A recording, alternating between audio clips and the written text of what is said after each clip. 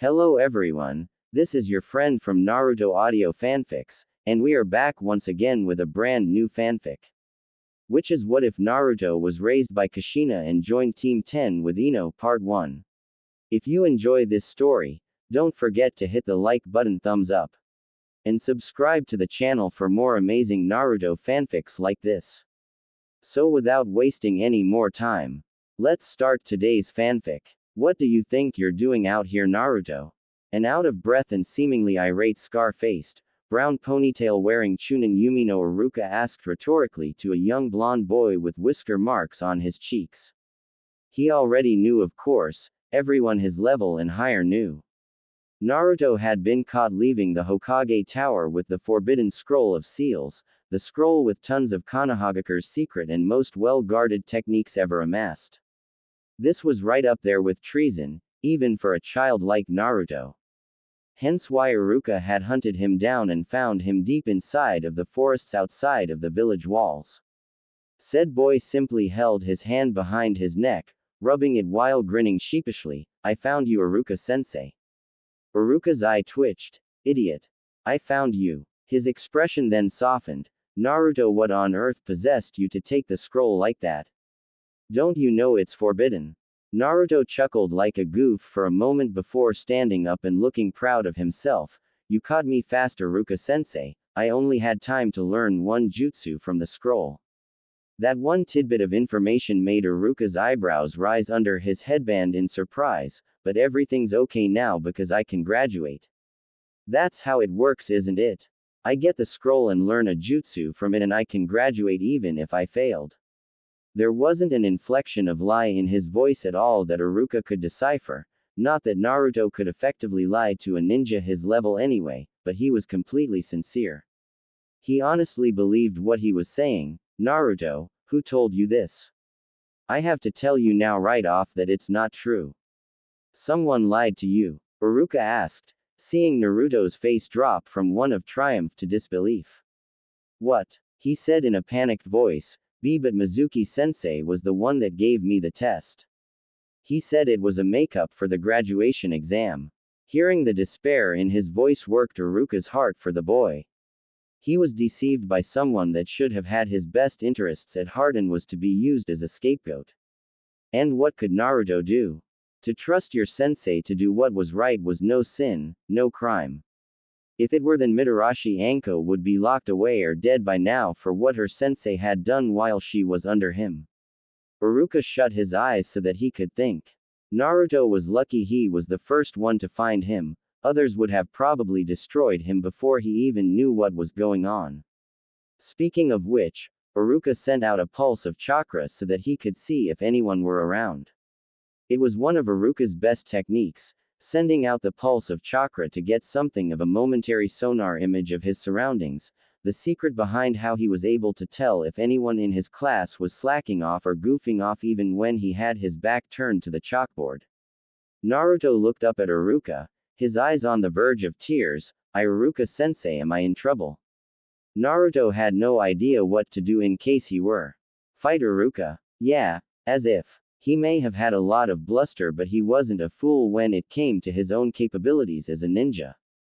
He knew Iruka could pick him apart if necessary before he could even do the seals for his new super strong technique, and what good would beating up Iruka do even if he could somehow pull it off? If he did that, he definitely wouldn't be a ninja afterwards, which meant no Hokage for him. There was no reason to even fight. Iruka sighed before letting out another pulse of chakra. No one around yet. What was he going to do? He placed a hand on Naruto's hair. "To be frank, more than likely. But you were just doing what your sensei told you to do to become a ninja. If you come with me, I swear on my status as a Konoha Chunin that I'll do whatever I can to vouch for you and help you get out of this," he said with as much conviction as he could. He could see the subtle movements of Naruto's body. He was trying to decide whether he would run, fight, or just give up. If he ran and Iruka couldn't catch him again, the next person that found him would leave Naruto a bloody smear on the forest floor, and the sad thing about it would be that he really didn't think that too many people would care if that did indeed happen. Poor kid, Hokage-sama was right about him. Naruto looked at Iruka intently. Mizuki had already lied to him today apparently, who's to say that Iruka-sensei wouldn't either? But he did give him his word. Not just his word as a chunin of the village, and if there was one thing Naruto took seriously it was people giving their word. Do you promise? Iruka gave him a reassuring smile. I just gave you my word, stupid. He sent out another pulse absent-mindedly. He needed to get Naruto back to clear his name quick. As long as he kept doing this he was burning right through his chakra rapidly. Now let's get going, Naruto. His pulse actually got something this time, and it was coming at them fast. Naruto, look out. Iruka tackled Naruto to the ground just as a massive shuriken passed right where he had been standing a second earlier. Nice work, Naruto, Mizuki stated as he appeared standing on a tree branch looking down at him and Iruka, who had gotten back to his feet standing defensively in front of Naruto. Now give me the scroll. Iruka's fingers flexed right by his kunai and shuriken pouch on his thigh. He already knows you deceived him, Mizuki. You should have been a bit faster, or maybe you couldn't find your own decoy. Maybe you should be the one going back to the academy. Iruka took a moment to pat himself on the back for riling Mizuki up. Mizuki sneered at Iruka before turning a kinder look to the young boy behind the scar-faced chunin. Naruto, did you ever wonder why everyone hates you? Everyone in the village knows about it but you. Naruto glowered at Mizuki. I don't care what you have to say, you bastard. You tricked me. Now who knows what's going to happen to me? If you think you're getting this scroll from me, you're going to have to walk over my cold, dead body to get it. Mizuki frowned. He really wanted to take the demon brat down a peg, but he was going to die whether he told him the truth or not, so it didn't really matter in the end. He shook his head before taking another large shuriken from his back. Well, that was the general idea when I had you take it for me, Naruto. No one would miss you once you were gone, trust me. Iruka looked back and saw that Mizuki's words cut deep inside of Naruto from the change of expression on his face. Even he knew it was true. Mizuki, Iruka growled lowly, surrender now. I don't want to have to hurt you, it doesn't have to be this way. Mizuki let out a loud bark of laughter. Why would I possibly surrender? All I've got standing in my way is a lackluster schoolteacher and the talentless dropout dead last of his class. If I lose to a glorified babysitter like you, Iruka, I deserve to be punished. Naruto, Iruka said firmly, keeping his eyes on his fellow teacher, I'm going to need you to stay out of the way. Can you do that for me? Get far out of the way so that you don't get caught up in this fight. He would have told him to go and get them some help, but if he went to anyone else other than himself, Naruto would probably have been immediately detained or even killed. It would have been a boy who cried wolf scenario. Naruto nodded hesitantly and picked up the scroll. However, the second he made his move to leave, Mizuki launched 3 shuriken at him. The only thing that saved him was some spot-on marksmanship from the instructor seemingly on his side in this situation. Iruka. You're going to fight for that little monster, Iruka? Mizuki shook his head as he saw Naruto vanish into the woods. I thought you were smarter than that. You know you can't beat me. All this grading papers for the last several years made you lose what little talent you have. Clearly you couldn't move up. Iruka wanted to laugh in Mizuki's face. Oh well, he was about to get his in just a moment anyway. Obviously he had been whipping himself into shape for this little plan of his, but it wasn't like Iruka had just been sitting on his doing nothing. Being the teacher he was, he had free rein and plenty of reason to head to the library, not just to gather extra material for his lectures. He also dropped in from time to time in the section set aside for exercises and jutsu, and while there was never anything too high level in there for all to see beyond basic and at the most intermediate techniques, that was never really a bad thing.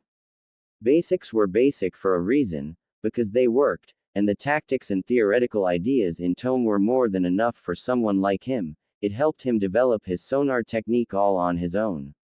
Being the teacher he was, he also stayed after school plenty of times to finish his work for the day, when Mizuki simply got to head home as he was simply his assistant.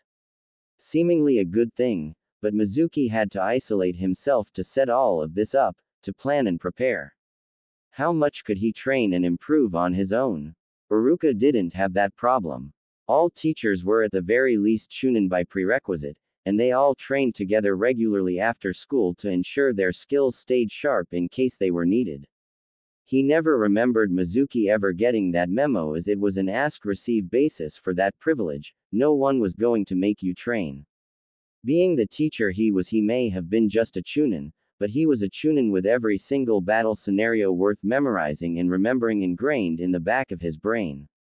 Mizuki may have been treacherous and cunning, but Uruka could be just as cunning as he was, and he had the technical nuances of being a ninja all locked up in his head. While they may have been on a similar level of strength, and while Mizuki may have been slightly stronger than him, he knew he was better. Mizuki simply thought he was better, but in a straight-up fight Uruka was positive that Mizuki couldn't beat him. Naruto's no monster. I learned that a long time ago. The only monster I see here is you, turning a student's trust into a weapon against him for your own bidding. Uruka held a kunai in his right hand, ready for combat. Mizuki chuckled and drew his own kunai to humor Uruka. You should have just left Uruka. I tried to talk you out of this, just so you know. Why are you defending him? He's just the. Uruka cut him off sharply. I'm done listening to you talk. The next words I want to hear from you are your pleas to Ibiki to stop. With that, both men flew at each other in a blur of speed. At least it was a blur of speed to Naruto, who knew full well he couldn't move that fast on his best day. Uruka and Mizuki met on the ground, clashing their kunai against one another in a test of strength. Mizuki had a smirk planted on his face, while Uruka's face was one of focus and intent. In a burst of energy, Mizuki overpowered Uruka and threw him off balance before making a move to stab Uruka and end the fight. Uruka let the kunai sail past his throat, coming short of slashing out his esophagus, and returned with a short backhand with his free arm to Mizuki's face that the man blocked. Uruka was not deterred and fired off a side kick that caught Mizuki in the body, sending him back. It was just as he thought. Mizuki wasn't that much better than him, if he was at all. He hadn't used any jutsu yet, but then again Uruka hadn't either. Mizuki growled at being the one to take the first hit in this fight and threw the kunai in his hand at Uruka. Uruka simply used the kunai in his own hand to deflect it and came back in to press his new advantage. He was armed, Mizuki wasn't. Mizuki stepped back as he saw Uruka coming in to attack him and threw a handful of caltrops from his pockets right in his path to keep him from advancing any further. Uruka was forced to stop in his tracks or have his feet impaled by the spikes, but he was forced to take his eyes off of Mizuki, who immediately responded to Uruka's situation. He drew the large shuriken from his back and threw it. Uruka had ample time to prepare a kawarimi to switch himself out for protection, but the shuriken sailed right past him. What did he throw at? He missed me by a mile. The sound of the shuriken sailing off into the distance and cutting through things rang out, even something that sounded like a person, Naruto. Mizuki chuckled. Did you really think that brat could hide from me, Uruka? It was either let me kill him or let the others kill him once they found him. I just did it faster than they would have. I'm not surprised he didn't see it coming. He was ranked dead last for a reason after all. His gloating was cut off when Uruka's fist slammed right into his nose, spraying blood with the impact. All Uruka wanted was to beat Mizuki to a bloody pulp at the moment. After all of the things that Naruto had to deal with, and he was cut down by someone like Mizuki before he even had a chance to change the way he was seen by the villagers. One punch wasn't enough. He wanted to make Mizuki suffer for this. He never got to apologize to Naruto for being so hard on him all the time. He never got to tell him how alike they were and how much of himself he saw in the boy. But he could at least clear his name at Mizuki's expense, if nothing else. Mizuki was reeling after the first punch from Uruka, but after clearing the tears from his eyes that sprang from getting his nose broken, he realized that Uruka had gotten sloppy. His punches stopped being crisp and started looping far more than before, and he almost completely forgot about the kunai he had in his hand. Well, Mizuki remembered that it was still there. Mizuki shot out a short punch as a counter to one of Iruka's emotional haymakers and hit the man right in the throat, delighting in watching his eyes bulge out. It was a pity though, a little harder and he could have watched him strangled to death and been done with it. Iruka dropped his kunai to clutch at his throat, trying to catch some air after nearly having his larynx smashed by Mizuki, allowing the silver-haired man to pick up the discarded weapon and drive it into Iruka's shoulder to the hilt before he could aptly defend himself. He was only able to avert it from going into his heart. Mizuki scoffed, "You're being irksome, Iruka. Just die already," he said, standing over the fallen instructor. "All of this simply to protect that useless monster. I bet you feel proud." He held his heel right on Iruka's throat, slowly descending it to crush it under his sandal. Iruka choked out a cheeky response, "He's twice the shinobi you are for sure, but then again what's 2 times nothing?" Seeing Mizuki's face twist into that scowl almost made the fact that he was about to die slightly better. "I'm good enough to kill you apparently," Mizuki said right before he planned on stomping right on Iruka's neck, planned because it never came to be. An orange blur came out of nowhere and plowed right into him, sending him flying back. XXX. Watching the battle between Mizuki and Iruka made Naruto feel completely out of his league. They weren't even using any jutsu. There was no way he was going to step into the midst of that. He'd get killed by accident. Every move was fluent and flowed. Either one of them would thrash him before he could finish hand seals for any of the jutsu he knew, except for the new one of course. He'd smash anybody with his new jutsu. But then Naruto was stunned. Mizuki really was trying to kill him. Once he got out of sight so that Iruka and Mizuki could fight, he started skulking around the battlefield, making use of his new jutsu to cut off any escape routes Mizuki might try to take once Iruka started kicking his. And then he felt his own death and heard Iruka shout his name, getting him to look from his cover out at the battle between Mizuki and Iruka, talking about how he had just died and how Mizuki had been planning to kill him all along. Seeing Iruka explode in rage after thinking that he died brought some happiness to Naruto. At least there was someone out there that would feel something if he just up and kicked the bucket one day. It was better than he thought it was at least. But when he saw Mizuki take the advantage over Iruka and move to finish him off, he couldn't take it anymore and sprang to action. Luckily Mizuki figured he had killed him with that shuriken and never saw him coming when he slammed right into him, taking delight in the fact that he sent him flying with a glorified body check. He stood in front of Iruka and glared out at Mizuki, "If you try to lay one more hand on Iruka-sensei, I'll kill you," he threatened. Mizuki stood up and dusted himself off before laughing at Naruto. "What exactly can you do? I just beat the only threat here. I'll kill you right out in one shot. Come and try it then. I'll send it right back 1,000-fold." Naruto roared at him, clenching his fists tightly. Mizuki must have taken that as a personal challenge because he came storming right in to take Naruto out. Naruto made a cross sign with his index and middle fingers on both hands as a large cloud of smoke engulfed the field. Kage Bunshin no Jutsu, Shadow Clone Jutsu. When the smoke cleared, the entire area was filled to the brim with copies of Naruto. Every nook and cranny of the area was filled with them, even all over the branches of the trees. "What's the matter, Mizuki-tem?" one of the Narutos shouted. "Yeah, I thought you were going to kill us all with one shot," another quipped. "Well, since you're not coming to us, we're coming to you." And with that, the countless number of clones descended upon Mizuki and began beating the daylights out of him. The numbers were simply too much for someone like him to handle alone. Iruka was astonished. Less than 18 hours earlier Naruto couldn't make one regular bunshin, but here he was able to fill an entire forest clearing with the most complex clone jutsu known to Konoha, and he had done it seemingly effortlessly. That had to take an ungodly amount of chakra. How could he? Oh, yeah, that, duh. In a matter of moments Mizuki had been beaten to a pulp by Naruto and his countless Kage Bunshin, leaving one remaining Naruto standing over his prone form grinning sheepishly. "I guess I went a little overboard, huh?" "Not really," Iruka thought to himself. "Hey Naruto, come here for a minute and close your eyes."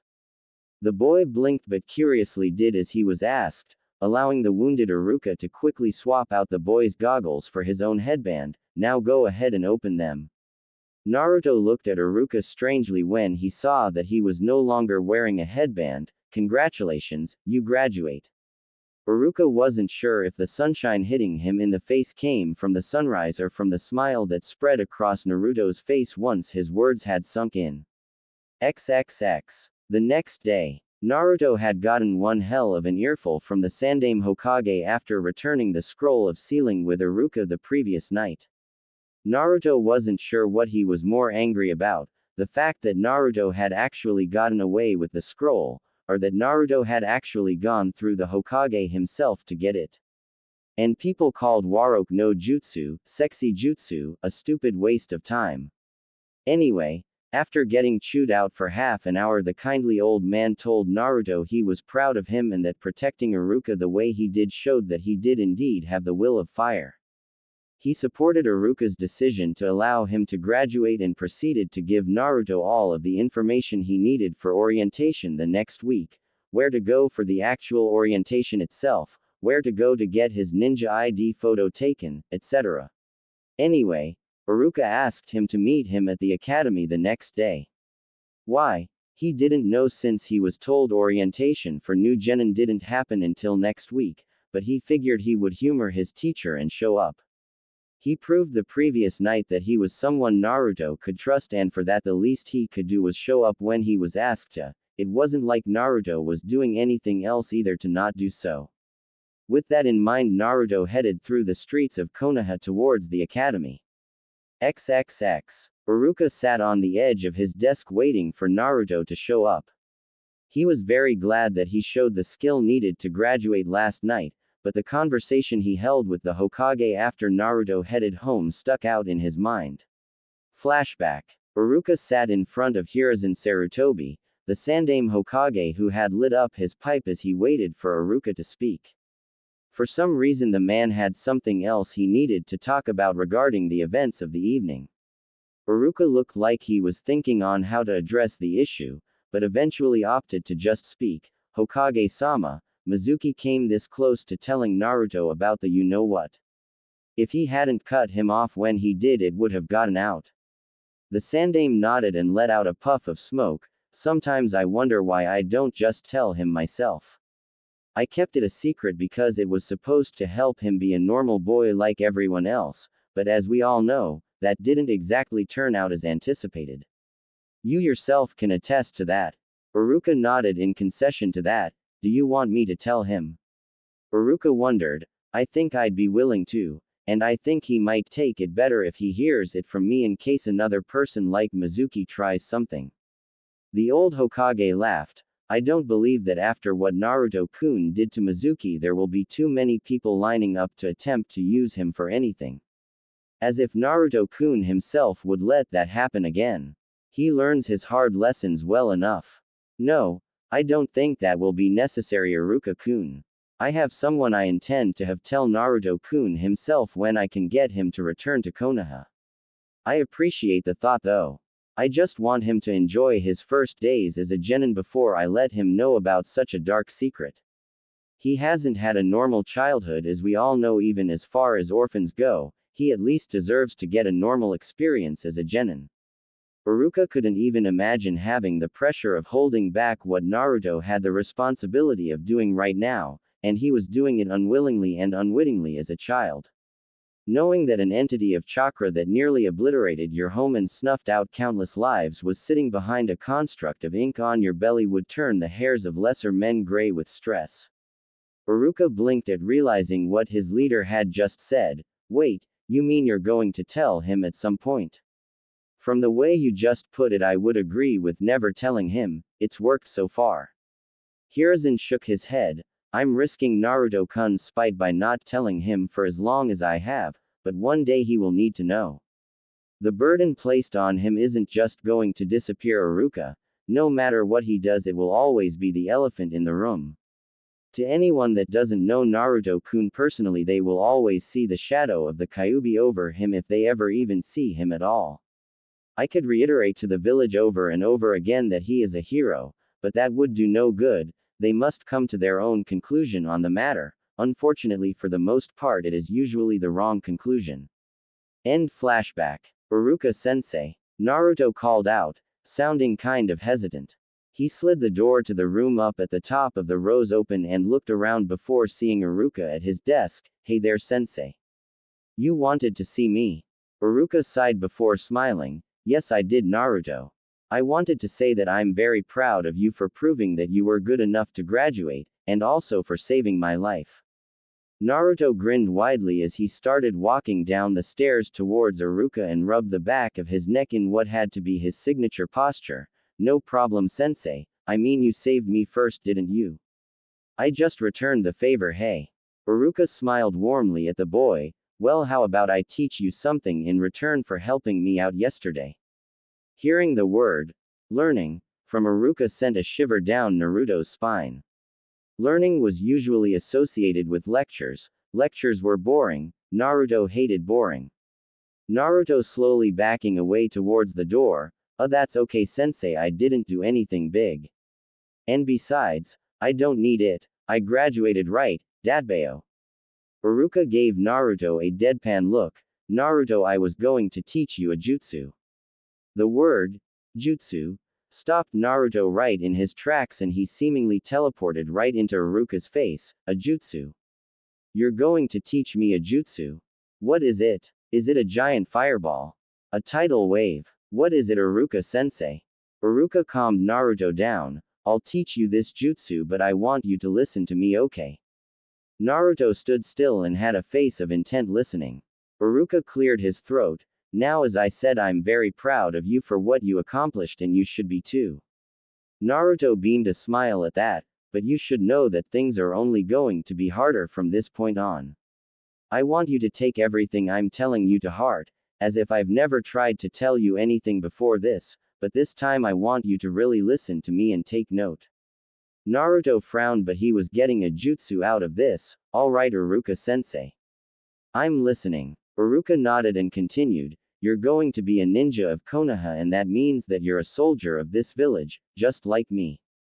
And just like me, you need to be ready to defend the people of this village with your life and do missions important to our prosperity. Naruto wanted to yawn. He knew this already. You have a responsibility to be the best that you can be. Whenever someone, especially another ninja, tells you something important, you need to listen. You also need to work at your weaknesses. Now tell me, what are you good at? Naruto immediately started. I've got the Warok no Jut. Be serious, Naruto. Iruka said seriously. Naruto squinted at Iruka. Why did no one take that move seriously? It's an effective technique. Alright, I have Henge, Kawarimi, I can't do the Bunshin, but I have Kage Bunshin now, hey. He tapped his chin in thought. My taijutsu is awesome. He felt Iruka's glare on him. Okay, my taijutsu could be better. And my genjutsu, he trailed off. Iruka sighed and patted Naruto's head. That's okay, Naruto, you're just starting out, but that's what I mean. You have to get yourself together. You need to get all of the academy katas down and finish learning the taijutsu. I know you still have all of the take-home things I gave you for when you all were learning them, and I want you to practice. But Iruka-sensei, I'm a good fighter. Naruto whined. Iruka shook his head.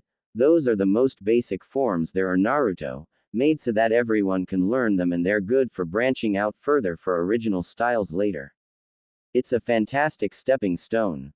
Everything you've learned in the academy is a stepping stone. The concepts of the 3 jutsu you had to learn are all rooted in the basis of many other far more complex jutsu. Kawarimi and Henge are 2 of the most adaptable ninjutsu in existence, hence why we teach it, but I'm going off on a tangent. You're telling me, Naruto told himself, still listening intently. Iruka rested his hands on Naruto's shoulders. I know you can be a splendid ninja if you put your mind to it, but you need to work hard. I don't want you to slack off like you were doing in the academy, because if you do it out in the real world, it can get you killed. Tons of genin die on their first real missions because they weren't ready for what the life entailed. I don't want that to happen to you, so if nothing else, I want you to keep these things in mind. Naruto saw that Iruka's expression was completely genuine and he had said these things out of concern for his well-being. Okay, Iruka-sensei. I'll try. Good. I'm counting on you to prove me right. After all, when you're Hokage, I want a raise for being the guy that was behind you all the way. He got a chuckle out of Naruto before he made a motion with his head. Now come on, let's teach you that jutsu I promised. Yada. Naruto shouted, almost making a dust cloud on his way out of the building. I'm getting an extra jutsu right out of the academy. Nobody else is getting that. Iruka's sweat dropped and followed him out. XXX. Iruka had brought Naruto outside to the obstacle course field that was now deserted, seeing his school was not in session. Okay, Naruto, I'm about to teach you a move that I created myself. Hearing that Iruka had created his own jutsu made Naruto stare at him in awe, making Iruka feel pretty cool. People never think he's cool, so it was refreshing. Did you really make your own jutsu, Iruka-sensei? Naruto asked, gasping when Iruka proudly nodded. Wow. Yep. Iruka rubbed under his nose pridefully. It doesn't need any hand seals, and it's pretty simple in theory too, it just takes a burst of chakra really. It's kind of wasteful, but for someone like you I don't think you'll have any problems with it, especially after your little exhibition on Mizuki. Naruto laughed, remembering what he had done to get his rank. Alright, it's called Chakura Henkute no Jutsu, Chakra Echolocation Jutsu. It can be used to find things around you, like finding the location of things that you can't see. It's really good for tracking, or for scouting ahead for traps, or all kinds of things. It's a great sensor technique. Naruto squinted at Iruka throughout his entire explanation as if deep in thought, eventually unnerving the man. Naruto, do you have a question? Naruto simply kept staring at him with his closed eyes expression before he pointed abruptly. That's how you were always able to find me when I did stuff. Iruka face faulted, seemingly validating Naruto's theory. Damn it, I knew I wasn't making mistakes of leaving tracks. Do you have any idea how insane that kept driving me? I thought I just sucked at hiding. I was about to throw all those stealth lessons away and start just running in before fights since it looked like I could never stay hidden. Dadbeo. Iruka stood up and rubbed his face. If one thing was for sure, whenever he did his pranks Naruto definitely got some training in, so you started wearing that orange jumpsuit because I kept catching you and you decided to just discard all of the stealth lessons. Naruto looked away. No. I started wearing this last year, remember? Well, that was when I had the idea to paint the Hokage monument. Ha! I had it all planned out at the start of this school year, I just needed to test it. That end orange is awesome. Iruka looked at him strangely. Jutsu lesson temporarily on hold so he could make sense of this. Wait. So you wore an orange jumpsuit to help you pull that off? Naruto nodded with a huge grin. Yeah. See, I started painting before the sun came up and I kept painting all through the sunrise in the suit. No one could see me when the sun wasn't up because it was pitch dark out and during the sunrise. Iruka's jaw dropped. The idea was actually brilliant. In the early sun, Naruto's jumpsuit would blend right in as the sun hit the mountainside, making the mountain glow orange, and as the sun rose over the direction of the mountain, anyone looking that way would be blinded by the sun, even if they could distinguish Naruto while he was working. Did he even know how tactical that was? He needed to make sure Naruto cultivated that before he lost it. This kid might be able to write a book on tactics when he got older. Iruka shook that thought off for later. He wasn't letting this one go. Alright, Naruto, now it's really simple. All you have to do is gather your chakra throughout your entire body and exert it outwardly in a single layer burst. You should get a feeling of everything around you. Closer objects should give a stronger presence than things further away. Got it? Naruto nodded. I've got it, Iruka-sensei. He placed his hands in the ram seal. When Iruka gave him a questioning look, Naruto blushed out of embarrassment. I kind of don't know how to focus my chakra without making hand seals yet. Iruka shook his head. That's another thing you need to work on, Naruto, but it's alright for now. Naruto did as he was instructed and projected his chakra outwards in a quick burst. He looked at Iruka after doing so and blinked blankly. So how was that? Iruka scratched his head. I don't know, you have to tell me. Did you feel anything? Naruto shrugged. How am I supposed to know? Can you tell me what it feels like when done right? Iruka took a moment to think. I'll be right back. Just yell for me when you're ready to do the jutsu again, I'll hear you and come running. Just see if you can feel which way I'm coming from. That should work. With that, Iruka disappeared from sight, leaving Naruto to build his chakra again. Naruto stood for a moment before getting an amount he thought was good before shouting at the top of his lungs, "Alright Iruka-sensei. I'm ready." He waited a second before letting the pulse go. He felt something moving at 7 o'clock and turned in the corresponding direction. Got you Iruka-sensei. A few seconds later Iruka made it right next to Naruto. You felt me coming from all that way. He sounded surprised. That was from 400 meters away. That's a quarter of a mile. He tried to hide his shock under a guise of indifference. That's pretty good for just having gotten the jutsu down, but you need to get better at sensing things and reacting before they get close. If someone was throwing something at you, being able to sense it wouldn't do any good if you still can't dodge it. You'll get better the more you try it. Naruto had been expecting something big and flashy, but this was cool to him as well. No one's ever going to sneak up on me again with this Iruka-sensei. I'll get better with this jutsu than you are, and then I'll rename it to something cooler, Dadbao. Iruka curled over by a tree with a raincloud over his head. Why does everyone say the name of the jutsu isn't cool? I think I came up with a great name for it. Naruto ignored his thoughts on his jutsu and kept talking. I mean, it explains what it is and all, but you've got to come up with something that just screams, badass. Something like, or, get out here and get your ass kicked jutsu, you know. Iruka coughed and got over his momentary lapse in self-esteem. Well, that's it, Naruto. That's all I've got for you. Naruto smiled up at the man. Thanks for everything, Iruka-sensei. I promise I'll make you proud. I know you will, Naruto. Iruka said, but remember the most important weapon a shinobi could ever have. A kunai, Naruto guessed. No, a log for kawarimi. Well yes, but that's a lesson a lot of ninja don't know until much later, so good for you. Naruto grinned widely at the compliment while Iruka continued, I'm talking about your mind. He accentuated by tapping his temple. Your mind is the most dangerous weapon that an enemy can encounter, especially your mind. Because I'm not really sure what goes through it 90% of the time, and anything you can't anticipate is always scary. Naruto nodded. Right. My mind is scary. Got it. Iruka palmed his face and dragged it down. Just don't be afraid of learning things, Naruto. Trust me, the smarter you are, the tougher you are to beat. Just look at Hokage-sama. They call him the professor because of all of his amassed knowledge. The better understanding of things you have, the stronger you can be. Naruto laughed. Well, then I'll just have to get smarter than the old man too. Thanks a lot, Iruka-sensei. I'll see you later.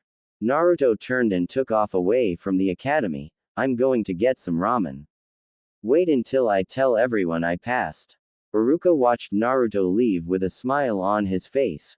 Konoha wasn't built in a day, I suppose. Hey, you know, I think he actually listened to me more today than any other time in the last 6 years. It had only been 1 day since Naruto had learned Chakura Henkute no Jutsu, Chakra Echolocation Jutsu, and he had barely stopped using it for the entire day before. Once he ate and bragged about his graduation to Tuki and Ayame at Ichiraku Ramen, he went straight home and pretty much sat on his roof for hours just sending out pulse after pulse, scouting for anything he could sense. It was unarguably the stillest Naruto had ever sat for the longest period of time. Why didn't more people take the time to learn this jutsu from Iruka-sensei? As a matter of fact, why not teach it in the academy? It was so cool. Anyway, after doing that for a few hours of mindless entertainment, funny though, Iruka said it was wasteful on chakra. He didn't feel like he had been doing anything, but that was a whole different matter. After he was done playing with his new jutsu, he headed inside. He still had a week to wait out before he was to be at orientation and he had nothing to do. He promised he wouldn't pull any more pranks and he wasn't going to be able to top painting the Hokage monument anyway. He had absolutely nothing to do that night. There was no need to go to bed early or anything, he didn't have to be anywhere the next morning for an entire week, but he still didn't have a thing to do for that period of time. You need to get all of the academy katas down and finish learning the taijutsu. Iruka told him he needed to finish learning the taijutsu. Naruto always assumed he was passable in taijutsu because he was. It was the only thing he decisively passed no matter what in the academy because it didn't require him to learn anything or pay too much attention. All the attention he paid was in the beginning when they went over the most simple basics provided, how to punch and kick. That was it. He knew nothing else formal about it. Not how to dodge and parry, not even how to properly block. He never even really got reprimanded in taijutsu class because more often than not when they would spar he would win. He couldn't beat kids like Kiba or that asshole Sasuke, but pretty much everyone else he was able to at the very least hang tough against, because he launched an assault right when the fight would start. Even when he got hit he would just work on through it, counting on the fact that he could take more punches than his opponents. His style was no style, he was a hard-nosed brawler and it had suited him fine to this point. But he promised that he would try, that and he didn't have anything to do and it was too late to go out and run amok. What he forgot however, was that he had never bothered to even keep his stuff together from the academy. When he got homework or some other handout that he didn't do right there on the spot it usually got forgotten among some clutter, and he hadn't touched anything on taijutsu in forever. Hence the rest of his night awake was spent with him digging all over the apartment for his stuff on academy taijutsu. When he had woken up the next morning 2 hours were spent with him retrieving the rest of his scrolls on taijutsu, and by the time he had finished that and had some breakfast he was too bored to just sit in his apartment or read them. Deciding to kill 2 birds with 1 stone he left the house in search of somewhere interesting that could help him hold his attention long enough to get to the practical application of the academy taijutsu because after learning basic stance and punches and kicks Iruka went into lecture mode for about a month after that, killing Naruto's buzz so to speak and letting his attention on the matter drop. At least this time I can skip all of the boring stuff and just learn the cool moves in the scroll. Naruto thought to himself as he walked through the village. He held the scroll in his hand, looking at it as he navigated the village streets on autopilot. He didn't really need to keep his eyes ahead of him, people usually always gave him a wide berth when he was going anywhere, something he didn't really understand, but that was the way it had been for as long as he could remember. That was okay, all he had to do was show them how awesome he was and then everything would change, which was going to happen any day now that he was finally a ninja. Kids would be asking him for autographs, he'd hear people reference his greatness even in conversations where his name wasn't even in the topic, appraising eyes would be on him every time he went into public. Yep. He couldn't wait. I can't wait to show everyone how much I kick. I've got to go learn this taijutsu so I can get started. With a huge grin on his face, Naruto sped off towards the verdant forests of Konoha to find somewhere to get to work. XXX. Naruto was incredibly disappointed when he finally reached his spot in the forest he had chosen to train at. The Academy Taijutsu scroll only had a few basics: how to throw textbook punches, kicks, how to block to minimize damage, how to notice your opponent telegraphing an attack, just those basics. The most advanced thing in the scroll he found was how to trap a limb, and that was where that little hint of instruction stopped with the words, "From here utilize advanced grappling knowledge." When the hell had they gone over that? And why didn't he have a scroll on it? Naruto growled and stood up to go through the motions that were actually provided in instruction on the scroll, as he really didn't know those things actually except for the punches and kicks. Blocking was harder to get seeing as he needed a training partner. And then he proceeded to slam his head off of a tree as he realized that he had a built-in training partner from the jutsu he had learned from the Scroll of Seals. With a clone made via Kage Bunshin no Jutsu, Shadow Clone Jutsu, Naruto had him play living dummy as he directed the clone to hold its hands out and catch his punches and kicks so that Naruto didn't have to smash them up on a tree. It would always dispel after blocking a few, but he could always bring out another one no matter how irksome it was. This went on for 30 minutes before Naruto decided to drill his defense. Making a clone that was grinning at the potential prospect brought along by his order, which was to punch and kick the original Naruto while he tried blocking, parrying, and eventually catching the punches in his grasp, he set himself in his basic stance and prepared for practicing his blocking, which didn't really work out too well for him right off the bat. Naruto's clone immediately took to pummeling his creator, for his orders, not even letting Naruto reset himself to try again, and then it basically devolved into Naruto rolling around and brawling with himself on the forest floor. Ow! You bit me! The original Naruto shouted before dispelling his unruly clone with a hard smash over the head. Stupid troublemaking Kage Bunshin.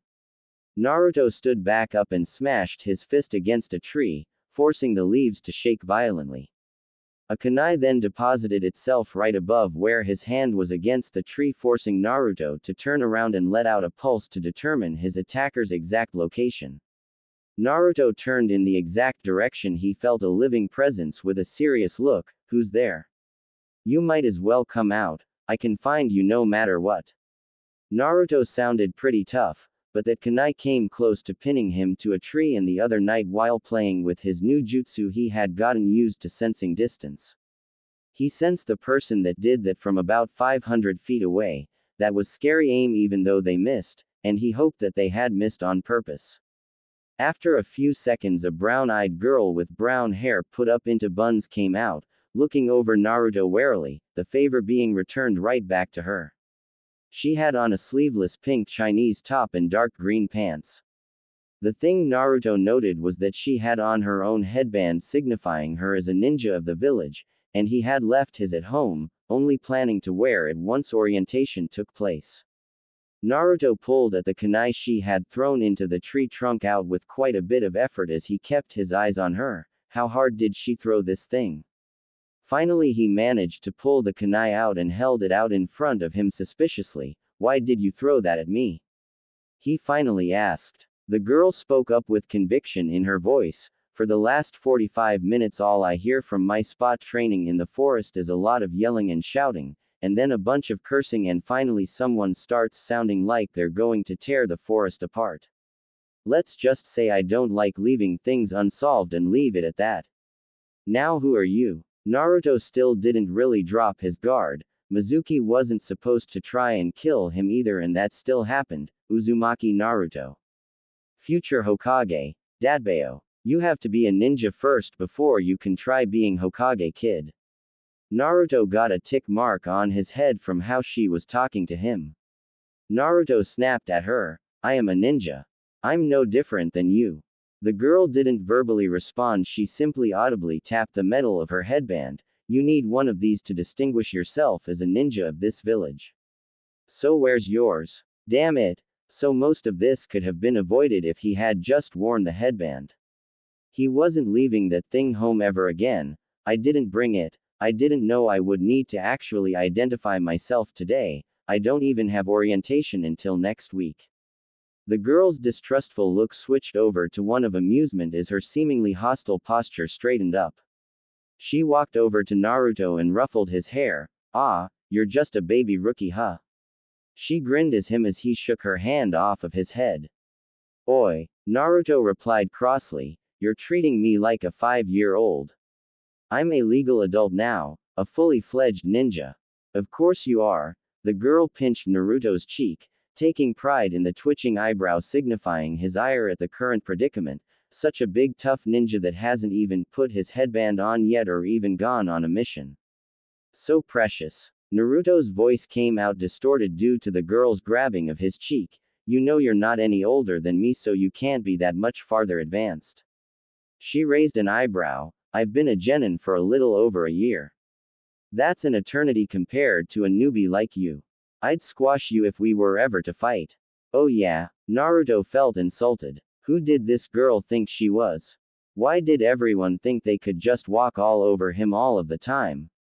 Even when people don't know him at all, it still happened. How about you put your money where your mouth is?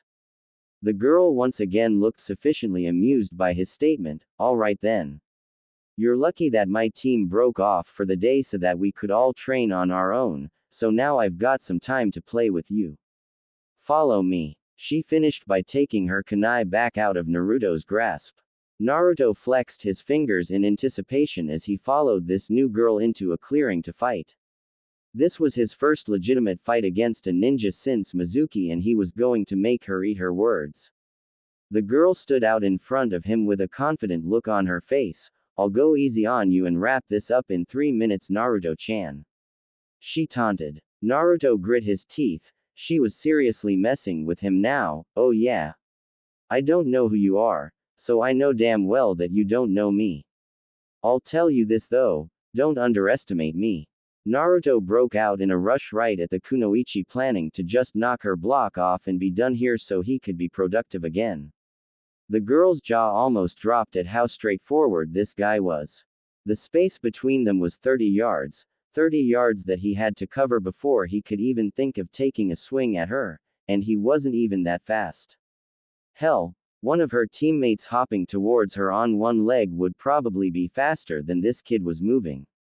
She had to refrain from shaking her head as she pulled out a set of shuriken. She really didn't want to hurt this kid. Naruto ended up falling onto his face as sharp pains hit him in multiple places on his body. Naruto rolled over and looked at his legs to see multiple shuriken sticking out the front of them going down. He looked up in surprise at his female opponent, who had a displeased look on her face. If that's all you've got, then go home. I could have killed you right there and been done with it if this were an actual battle. Naruto's eyes widened. She was right. He barely even saw anything coming at him and she hit him flush. Ignoring this, Naruto pulled the shuriken out of his legs and stood back up. She hadn't hit him anywhere vital or even anywhere important. So she was using weapons, was she? Naruto reached into his own supply pouch and let off a barrage of shuriken at the girl, who simply smirked and threw more of her own, hitting each of Naruto's and knocking them out of the air. She was looking too smug for him to just quit and leave. Not without hitting her once, not without just giving her one good one to prove he wasn't pathetic. Naruto lifted his hands and made a cross seal with his fingers. Kage Bunshin no Jutsu, Shadow Clone Jutsu. The young girl's eyes widened as she saw one Naruto multiply into 12. She was so surprised she almost missed his shout of, "Go!" That spurned all of them into action. The sight of so many Narutos charging in at her and the realization that they weren't regular Bunshin and were real almost made her run away, but she got herself under control and focused. It didn't matter if there were 12 of him. 12 times 0 was still 0. Naruto planned on giving her the old Mizuki special, but he figured she was a genin and Mizuki was an elite, sending that many would be complete overkill, so 12 was enough. He thought that right until a bow staff appeared in her hands in a puff of smoke and she began decimating his clones. Seeing a girl his age masterfully handle a 6-foot-long staff so effectively, his clones weren't even getting close enough to mount an offense, was disheartening. What did he have? What? Was he going to just flood the field with clones like against Mizuki and beat her to a bloody pulp because she had skill that he didn't have? He didn't even think that Tem Sasuke could beat this girl. Who are you? Naruto asked once she finished mowing his Kage Bunshin down. The girl set the head of her staff on the ground in her hand and wiped her brow. It took you long enough to ask, how rude. My name is Tenten. So are we done? Naruto frowned. What did he have other than the Kage Bunshin? That was his trump card, his best technique, the strongest thing he had. He could have kept making them for as long as he wanted, but she would have just kept killing them off, and he didn't like his own chances of getting close to her the way his replicas had been put out of commission.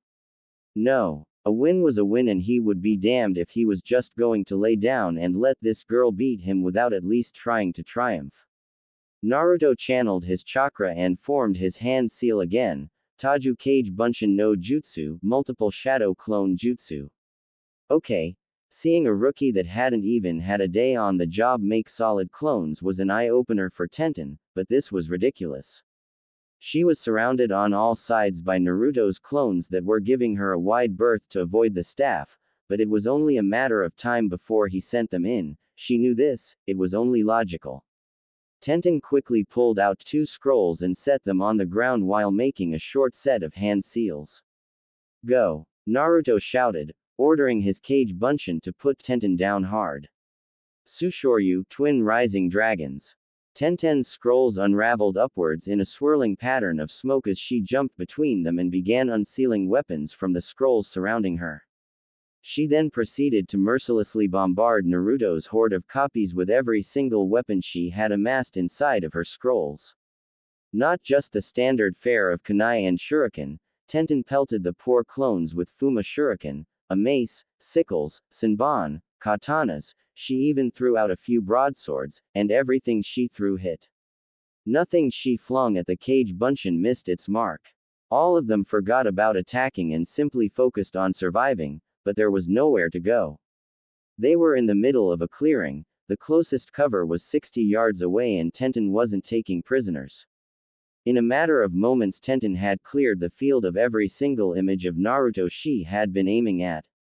She landed back on the ground and her scrolls went slack as the field was covered in the leftover smoke from all of the clones. Tenten grimaced at her handiwork. She knew she hadn't missed a single one, they were far too slow for her to miss on her worst day. She looked around for the real Naruto, she hoped she hadn't injured him too badly with all of that, she might have gone a little overboard. Kid, are you still alive? Say something. She began walking and looking about the field that was hazy from all of the Kage Bunshin smoke that was steadily dispersing. The area finally cleared up and Tenten couldn't see Naruto anywhere, there was no blood or anything either, signifying if he ran away or not. A poof sound directed her attention behind her where all she saw upon turning was a flash of yellow and orange before a fist closed in on her face. Dynamic entry. A green blur came from out of nowhere and plowed a flying kick into the side of Naruto's face, sending him flying off from his surprise attack on Tenten and sending him sliding through the amassed weapons from Tenten's jutsu. The blur turned out to be a boy their age in a green bodysuit, orange leg warmers, bandaged hands, and a red headband around his waist as a belt. He had a black bowl-cut hairstyle and large eyebrows over round black eyes. He stood protectively in front of Tenten in a fighting stance. I cannot allow you to harm my teammate. Such an underhanded attack on my youthful female comrade. Lee, Tenten said questioningly as she saw Naruto struggling and failing to pick himself up off of the ground. Her mood turned from confusion to annoyance. Lee, that was what he was supposed to do. We were sparring, he was supposed to try and hit me. The boy now identified as Lee stood up out of his stance and looked at Tenten in a puzzled manner before his face turned apologetic. I am sorry Tenten. I simply saw him appear and attack you from behind and I just acted. I apologize. Tenten shook her head. Whatever. I'm not the one you need to apologize to. I'm not the one that got blindsided and knocked senseless. She turned her head towards Naruto who had finally pulled himself into a sitting position. Naruto sat on the ground rubbing his face and clearing the mass amounts of weapons around him so that he didn't get cut or stabbed by anything. What the hell hit him? 1 second he was so close to nailing that Tenten chick right on the chin he could see the fear in her eyes and then he was over here 40 feet away and feeling like chewing would be a pipe dream in the near future. He stopped thinking when he saw the object of his last attack kneel down in front of him with an apologetic look on her face. I'm sorry about that. My hot-headed teammate jumped the shark and interrupted the fight. Naruto looked at her eyes exuding remorse for his appearance. He dabbed at his face with his hand and pulled it away. When he was hit his face must have dragged across the ground quite a bit from the blood he saw when he touched it. He must have cut it up on any of Tenten's myriad of weaponry. Are you alright? A smirk crossed Naruto's face suddenly. I told you I'd last more than 3 minutes. Naruto then noticed how concerned she sounded and gave her a reassuring grin. Sure, I'll be fine. This will all heal up by tomorrow. He said loudly before clutching his jaw. he had opened it too far to talk. He looked over and saw a strange guy in green. Ah, he must have been the douche that hit him, he probably fractured his jaw. I am terribly sorry for kicking you. The green guy said frantically. It's just I was not aware that it was a spar. I thought you were trying to harm my teammate and I just jumped right in, and. Lee. Tenten cut him off from speaking any further. I think he gets it. You're sorry. Lee stopped moving around and spazzing out. Yes, Tenten is correct. I apologize for harming you. The boy bowed to him before straightening out and giving him a smile. I am Konoha's beautiful green beast, Rock Lee. Did his teeth just sparkle? Naruto figured he must have been concussed or something and shook it off. Well then I'm Uzumaki Naruto, the next Hokage, Datbeo. What a youthful goal. Lee shouted to the skies. I myself have high dreams as does our dear Tenten. I wish to be a world-famous ninja known only for my taijutsu, and Tenten wishes to be a ninja on par both strength and reputation-wise with Tsunade. Naruto just nodded once he heard Tenten's dream, he had no idea who that was. He rubbed his jaw again once Lee's goal registered with him. Well, you're off to a good start, both of you actually. Naruto looked at the weapons surrounding him. You didn't miss once. Tenten smiled at him before it fell. Wait, I missed you. Naruto shook his head. No, you never threw anything at me. You just destroyed all of my clones. After you cut down a few, I hid in the smoke and hanged into one of the weapons that you threw. That was really scary though. Tenten held out a hand and helped Naruto to his feet. You almost got me. If Lee hadn't kicked you, I would probably be face up looking at the clouds right now wondering what happened. Naruto grinned at her widely. Henge no Jutsu, transformation jutsu, is super useful. I was never going to get close enough to do anything to you the way you were fighting. Rubbing the back of her head sheepishly, she laughed a little. What can I say? I like weapons. She then let out a sigh, but now I have to pick up and reseal all of these. Lee gave her a rigid salute. I will help you retrieve all of your ninja tools, Tenten. With that he ran off around the entire clearing, picking up the weaponry. Naruto was shocked at his speed and then turned to Tenten. So that's why it looked so easy for you to hit me if he's your teammate. That guy is insane fast. You have no idea. Tenten agreed, but you weren't bad. Yes, I was. Naruto looked down. You said it yourself that you could have killed me right at the start. And even then the only way I could even get close was with that trick. Well duh. Tenten said with a roll of her eyes. That's what a shinobi is supposed to do, catch their opponent off guard and finish them off. It's not like you had any weapon to get near me with anyway, you had to fight like that or you would have never gotten near me. Naruto's face lit up at that. Actually, I did have a weapon. A weapon more dangerous than any of yours. Tenten looked at him anticipating his answer. My mind. Tenten blinked at him before bursting into laughter, forcing her to double over and hold herself up on her knees. Your mind. Okay then, whatever you say. She finished with a giggle. Yosh. Lee deposited all of Tenten's weapons in a neat pile by her two scrolls and saluted her. Tenten, Guy-sensei sent me here to retrieve you so that we could take a mission. You should hurry and get back to our training ground. Lee turned his attention to Naruto. It was nice to meet you, Naruto-san. I hope I will see you around the village one day. With that, Lee ran out of the clearing away from Naruto and Tenten. Tenten sighed and walked over to her scrolls, quickly sealing her tools back inside of them. Whoa. She looked at Naruto oddly, getting him to continue. That was cool. How did you do that? Tenten almost face-faulted. That was just me sealing my weapons back up. I learned how to do that in the academy, didn't you? Naruto looked away sheepishly and mumbled. What was that? She asked him. I said I was the dead last. He shouted before going silent, expecting her to start making fun of him, laugh at him, or just start treating him like everyone else did, ignoring him.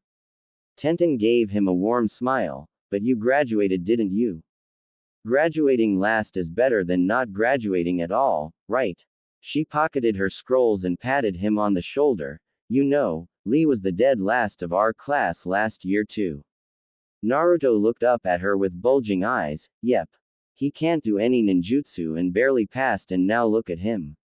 I would rather have him on my side than any of those others from our year. So don't worry about it. Naruto couldn't believe it. That guy had been the Dobi too. How did he get so good? He was so fast, I don't think anyone in my class could even touch him. Tenten put up one finger. He trained very hard. She then turned to leave the field. See you around, Naruto. If you ever want a rematch, you can usually find me here on days where my team doesn't meet. Naruto watched her leave and waved at her, getting a wave back. He looked at the field he had just used to more or less get his kicked, so that's how strong a genin is after 1 year of being a ninja. His face formed a small grin. Well, it looks like I'm just going to have to get better than that, won't I? XXX. After getting bored with the monotony of just going through taijutsu katas for hours, Naruto headed back into town. The cuts he had suffered from his little scuffle were steadily healing, but he still had to head home to grab some bandages, making him look like he had lost a fight. He basically had, but he still didn't like looking like he did in public. He simply kept to himself and wandered about, thinking on what he had done today. Tenten kicked all those Kage Bunshin were useless when it came to getting close to her. She was really good with those weapons. I almost got her though, after I did that trick with Henge. Huh, so that's what Iruka-sensei meant by my brain is my most dangerous weapon. Naruto's wandering had taken him from the business and residential districts of Konoha he normally found himself frequenting and brought him over to the side of the village that was more focused on military matters. He hadn't been here much because there was never really any need to do anything except go and hang out with the Sandaime Hokage for a bit.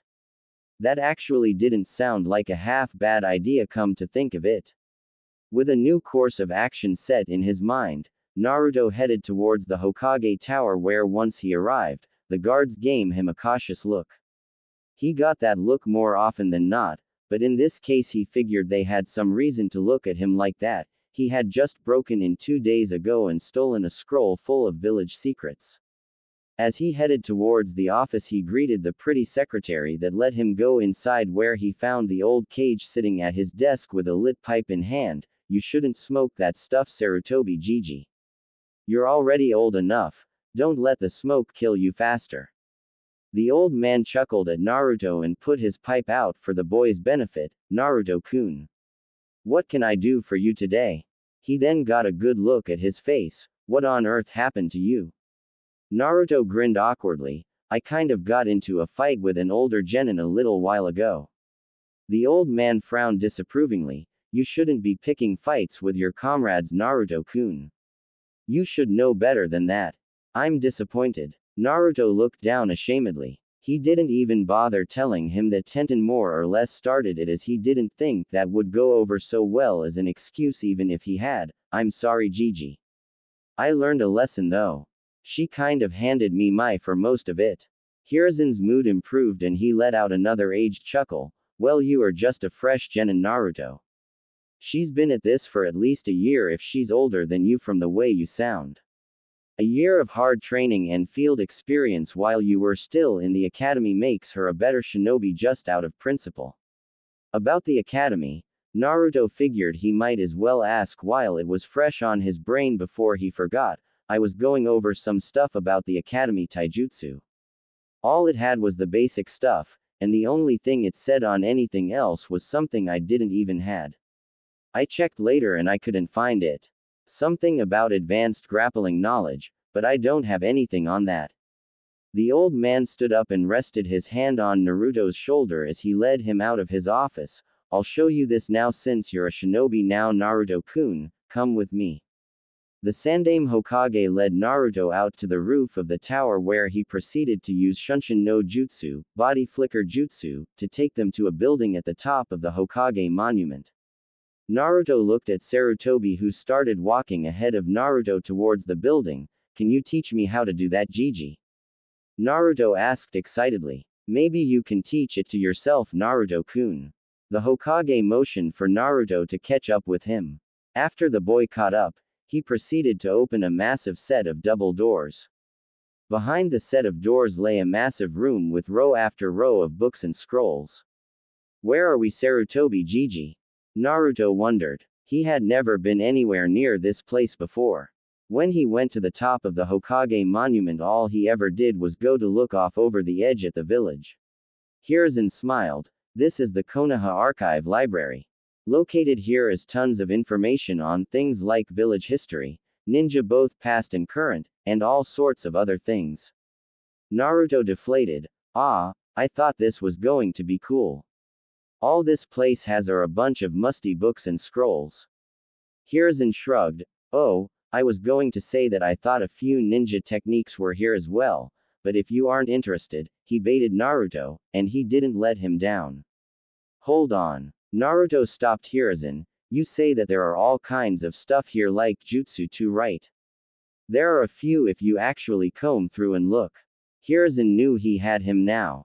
Just the prospect at learning a new jutsu had Naruto ready to go. Well then, let's get going then. Naruto yelled before a harsh shush sounded out from the man seated at the front desk. A middle-aged man with close-cut black hair and a small, high, ponytail, a goatee, glasses, and a long white jacket, open to show a dark orange shirt and black pants. The man sighed. You can't just yell in the middle of this place, you know. This is a facility for quiet study, please don't disrupt the shinobi here to work. Naruto blushed and rubbed the back of his head. Sorry, Oji-san. It won't happen again. Hiruzen chuckled and patted Naruto on the head. Naruto, this is Ikeda Atsuto. He is the head of Konoha's cryptanalysis squad. Wow. Naruto said as he looked at the average-looking man. You must be a really important guy then, huh? I'm just a basic librarian when I'm not needed to work. The man smiled slightly. Hey, a bookworm's good for something in a hidden village after all. Now what can I do for you, Hokage-sama? Hiruzen led Naruto closer to his desk. Well, Uzumaki, Naruto-kun here just graduated and he would like to go through your library to see if he could find something on advanced grappling techniques to bolster his academy taijutsu. And some cool jutsu. Naruto cut in loudly before covering his mouth suddenly. Sorry, I forgot. Atsuto waved it off. It's alright, but I'm kind of iffy on exactly where the volumes on taijutsu are. He looked at Naruto appraising ly. He is a shinobi, isn't he? Yes. He is a recent graduate. Hiruzen assured him. I most certainly wouldn't have brought him if he weren't. He simply neglected to wear his headband today. Isn't that right, Naruto-kun? Naruto was sure there was a lesson in that comment somewhere. It was the second time today that he almost got himself into trouble for not wearing that thing. He just wanted to keep it looking good for orientation. If he had worn it, he would have gotten it all scuffed in his little scrap with Tenten, or it would have gotten all sweaty, or he could have lost it. He was trying to be responsible. Yes, Gigi, Naruto said as if he had just been lightly scolded. Atsuto nodded. All right then, next time make sure you wear it. Only shinobi of Konoha or those with express permission from the Hokage can come in here and examine our archives. Now let me get someone to help you. Shiho. He shouted out into the mostly still library, getting Naruto and Hiruzen to sweat drop at the hypocrisy. A surprised yelp came before some swift rummaging noises. Seconds later, a girl with blonde hair darker than Naruto's tied back in a ponytail with a red hairband and glasses that looked like swirls were in them where her eyes should have gone on her face came out and stood in front of Atsuto's desk. Her hair had occasional strands sticking up, making her look slightly disheveled. She had on a long dark red dress and a long white coat like Atsuto, only she held her coat together with a black headband worn like a backwards sash around her waist. Yes, sensei. What can I do for you? Shiho said once she had gotten to the front. Atsuto smiled at the girl and turned to Naruto. This is my genin apprentice Shiho. If you'd like, I'm certain she'd help you find anything it is that you are looking for here. Shiho, go ahead and say hello to the Hokage and meet Uzumaki, Naruto. The girl turned around and saw Naruto, who gave her a tentative wave. The girl returned it with a smile. Hello, Hokage-sama, and hello, Uzumaki-kun. I'd be happy to help out. All I was doing before this was just putting back some of the books those other lazy ninja didn't bother with. Speaking of which, did you finish that? Atsuto said with a look that had a dangerous gleam in his eye. Shiho recoiled slightly. I was almost done, but then you called me to meet Uzumaki-kun. Sorry sensei. The man laughed. It's alright Shiho as long as it gets done before you head home for the day. Now if you would, please help Naruto here get situated. Here's inside. Well I have to get back to the office and complete my work. Please take good care of Naruto-kun here if you could Shiho-chan.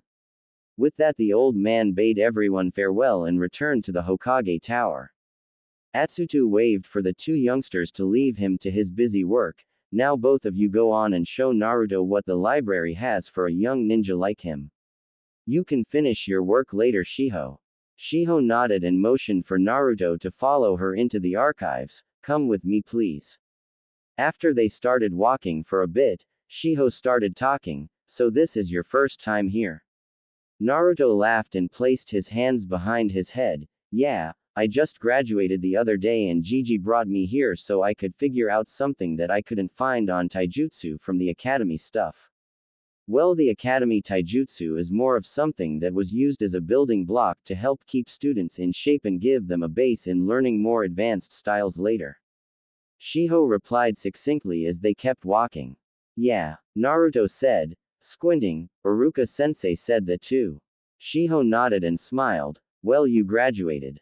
That's good for you. I graduated last year but I wasn't able to actually become a ninja due to, well, related circumstances. I shouldn't say. Naruto looked at her sorrowfully. Oh, that's terrible. I'm sorry. I'm probably making you feel bad with all of this aren't I? Shiho waved off his concern. Oh no, don't worry about it. Because of sensei I'm still technically an active shinobi and I still do missions from time to time, but I'm here more often than not. It actually might have been the best thing to happen to me. Atsuto-sensei found me after it happened and extended an invitation to be his apprentice in the cryptanalysis squad. I actually like doing that more than I would have liked being a shinobi. Fighting never really was my strong suit in the academy. I wasn't too good at the practical parts. If I hit you it would probably feel like a paper bag brushed against your face. She said with a slight laugh as she threw a fake punch at Naruto that brushed against his cheek jokingly. Naruto let out a laugh himself. Hey, you never know. I'm not too good myself. I just got a bit of a beatdown today myself, but it's going to be alright. A Hokage never lets a little setback stop him. Shiho liked this Naruto kid. There weren't too many shinobi around her age heading to the library for her to talk to and he didn't treat her like a useless nerd so far. It didn't seem to bother him that she wasn't a real ninja at all. You want to be Hokage Uzumaki-kun? Naruto grinned at her. You'd better believe it Shiho-chan. I'm going to be the best Hokage there ever was. You'll see, then when you're the head of this department we can run this village, Datbeo. Both of them turned down an aisle as directed by Shiho. That sounds good, just make sure you give me a raise okay?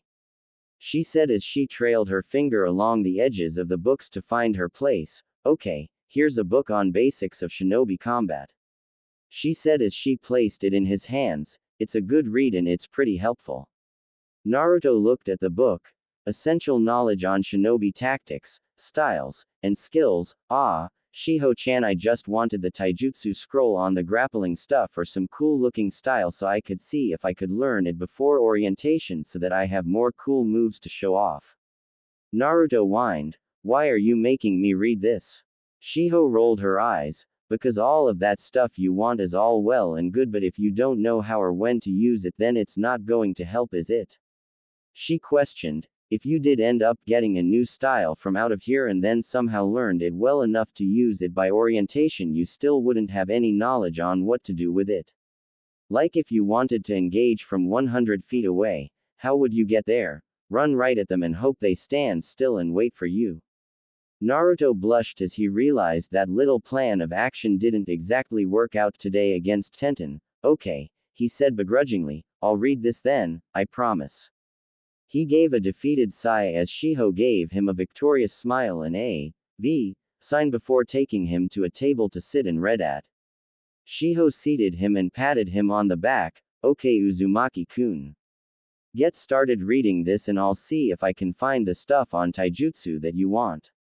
She looked back towards the archives and slumped her shoulders. I really wish there was someone else working today other than me and Sensei though, help would be nice. You need help. Naruto vacantly made the seal for his strongest jutsu after cracking the book open with a bored look.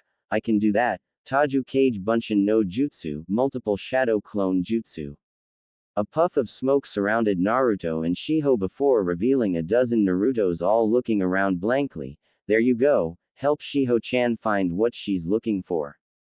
I'll just stay here and read. He said distastefully. The clones looked at each other before shrugging. Better to do this than to read, poor boss. The clones thought before one turned to Shiho. Okay, Shiho-chan, where do we start? Shiho stared at them in disbelief before poking the one closest to her. They're all real. That move must be so complex. What is he doing here then? He must be a genius or something. The clones all blushed in embarrassment. Actually, we were the dead last this year, but that doesn't mean anything. Shiho nodded. Not if this jutsu you have here has anything to say about it. Now come on, let's go find the real Uzumaki-kun his scrolls. Naruto simply read along while his clones and Shiho went searching through the place for what he asked for. He promised her he would read this and she was a nice enough girl. He didn't want to upset his new friend right after meeting her just because he was too much of a blockhead to try and crack a book for once. A ninja's style is an approach to combat that makes use of that ninja's strengths and talents. It then proceeded to give off a list of different cataloged styles and the direct page number to skip to, something Naruto was thankful for as he didn't have to read the whole thing if he found something he liked. Long range, mid-range, and close-range styles. Remembering how Tenten fought, he flipped to the section on long range. Marksman, that sounds like her alright. Marksman, a style more suited for support than for direct attack. Is most useful in events of surprise attack to take down multiple foes before they can react, weakening an enemy's defenses, and diverting their attention away from the main attack. A marksman's best bet in a fight is to stay at a distance from an opponent to keep out of the enemy's range and safely bombard them with accurate attacks. Good reflexes and impeccable hand-eye coordination are the hallmark of a good marksman. Marksmen are usually weak against wind-type ninjutsu as their weapons must fly through the air to reach the target. Naruto sighed, man, if only I was a wind type, or even knew how to be one. Then Tenten would have been done for. He laughed to himself at the thought of a chibi Tenten throwing stuff at him and Naruto just lifting one hand and blowing it away like paper. He kept reading through styles such as puppeteering, which sounded cool but they were all from Sunagaku, and Naruto couldn't even find that place on an unlabeled map, let alone actually know someone from there, so no dice whatsoever there. He read about Sensor Ninja, a type of ninja able to detect the presence of others through their chakra. He was pretty new at that as he couldn't really use Chakura Henkute no Jutsu, chakra echolocation jutsu, far enough for it to be effective enough to call him a proper sensor yet. He eventually lost himself in the book, jumping around and reading parts that he found cool enough to pay attention to, for the better part of an hour. Uzumaki-kun. Shiho ran back to his table with a scroll in hand. I found the scrolls you were looking for. She placed 3 scrolls on the table. This is what me and your clones worked out as what you might like to use. Naruto looked up from his book. Oh, I know. Shiho looked at him strangely. How would you know? You were here the whole time. Why would you possibly know what I had done with your clones? That thought caused Naruto to pause. Why did he know? He remembered doing stuff with Shiho before climbing the bookcase to grab the scrolls at the top, it almost tipping over and Shiho screaming causing him to lose his balance and fall. That was what jumped into his head about 2 minutes ago. Shiho had a thought, I'll be right back, Uzumaki-kun. While Shiho left to head back into the archives, Naruto looked over what she had left. 3 scrolls. Yawa Ashi, soft foot, Umite, long blade hand, and Nibaken, sticky fist. Yawa Ashi, soft foot, was out almost immediately when Naruto read it. Not only did the name turn him off as it made him sound like a ballerina, it didn't seem like his kind of style. It revolved around using your legs for feints and neglecting the use of your hands to deal damage in exchange for kicks. The hands were never used, even when it came to blocking. Head movement and simply being elusive were the touted defenses of the style. It required good coordination and fast feet. Naruto didn't even know how to train to get fast feet, and he tripped on his own feet walking down the street from time to time. He wasn't too coordinated. Umite, long blade hand, was a cool concept, but the practice turned Naruto off from learning it. It required you to build up the hardness of the tips of your fingers and the knife edge of your hand for powerful chops and straight hand thrusts that could be shoved right through an opponent. It sounded cool in practice, but the training to get your hands that strong in the first place, however, was to repeatedly break your fingertips and pinky side of your hand enough times while learning the strikes that the bones would calcify and harden over time to increase hardness. The only good thing about that style to Naruto was that he would have to drink more milk. The last style hooked him in. Nibaken, sticky fist, went right along with what he had caught notice of in the Academy Taijutsu text of advanced grappling. It basically compounded on what to do after you had trapped a limb on your opponent. After grabbing an enemy's arm or leg, you would either pull them in and deliver shockingly powerful punches, forearm and elbow strikes, knees, shoulder shots, headbutts, and short joint attacks powered by physical strength and momentum to disable your opponent and keep them close or keep them literally at arm's reach and pick apart their open defenses with fast looping kicks. It was also the simplest to train. All it required was someone willing to take a beating in order to learn its nuances due to how close one had to remain to an opponent to launch attacks and willing partners to be training dummies. Naruto had an abundance of both, as this fit in best with his take 3 to give 1 brawling style, and he had Kage Bunshin to beat on for as long as he needed. Naruto's head snapped up suddenly. Shiho-chan, what was that all about? You've got to be joking. He cried suddenly. He left his book and scrolls on the table and rushed through the archives to find Shiho standing with a smile on her face. Naruto dropped to his knees in front of her. Please tell me you're joking, Shiho-chan. I can't afford that. Shiho was fighting hard to keep from laughing out loud. I can't afford a 30,000 ryo fee for library use. Shiho broke down and started laughing. I'm sorry, Uzumaki-kun, it was a joke. But it did end up proving my theory right. How did you know I said that? I was all the way over here. You told my clone, didn't you? Naruto said plainly, as if it was unimportant. Shiho just stood there counting the seconds until it hit him what he had just said, and realizing that him being his year's dead last might not be so unfounded. Wait, you told my clone. How did I know about it?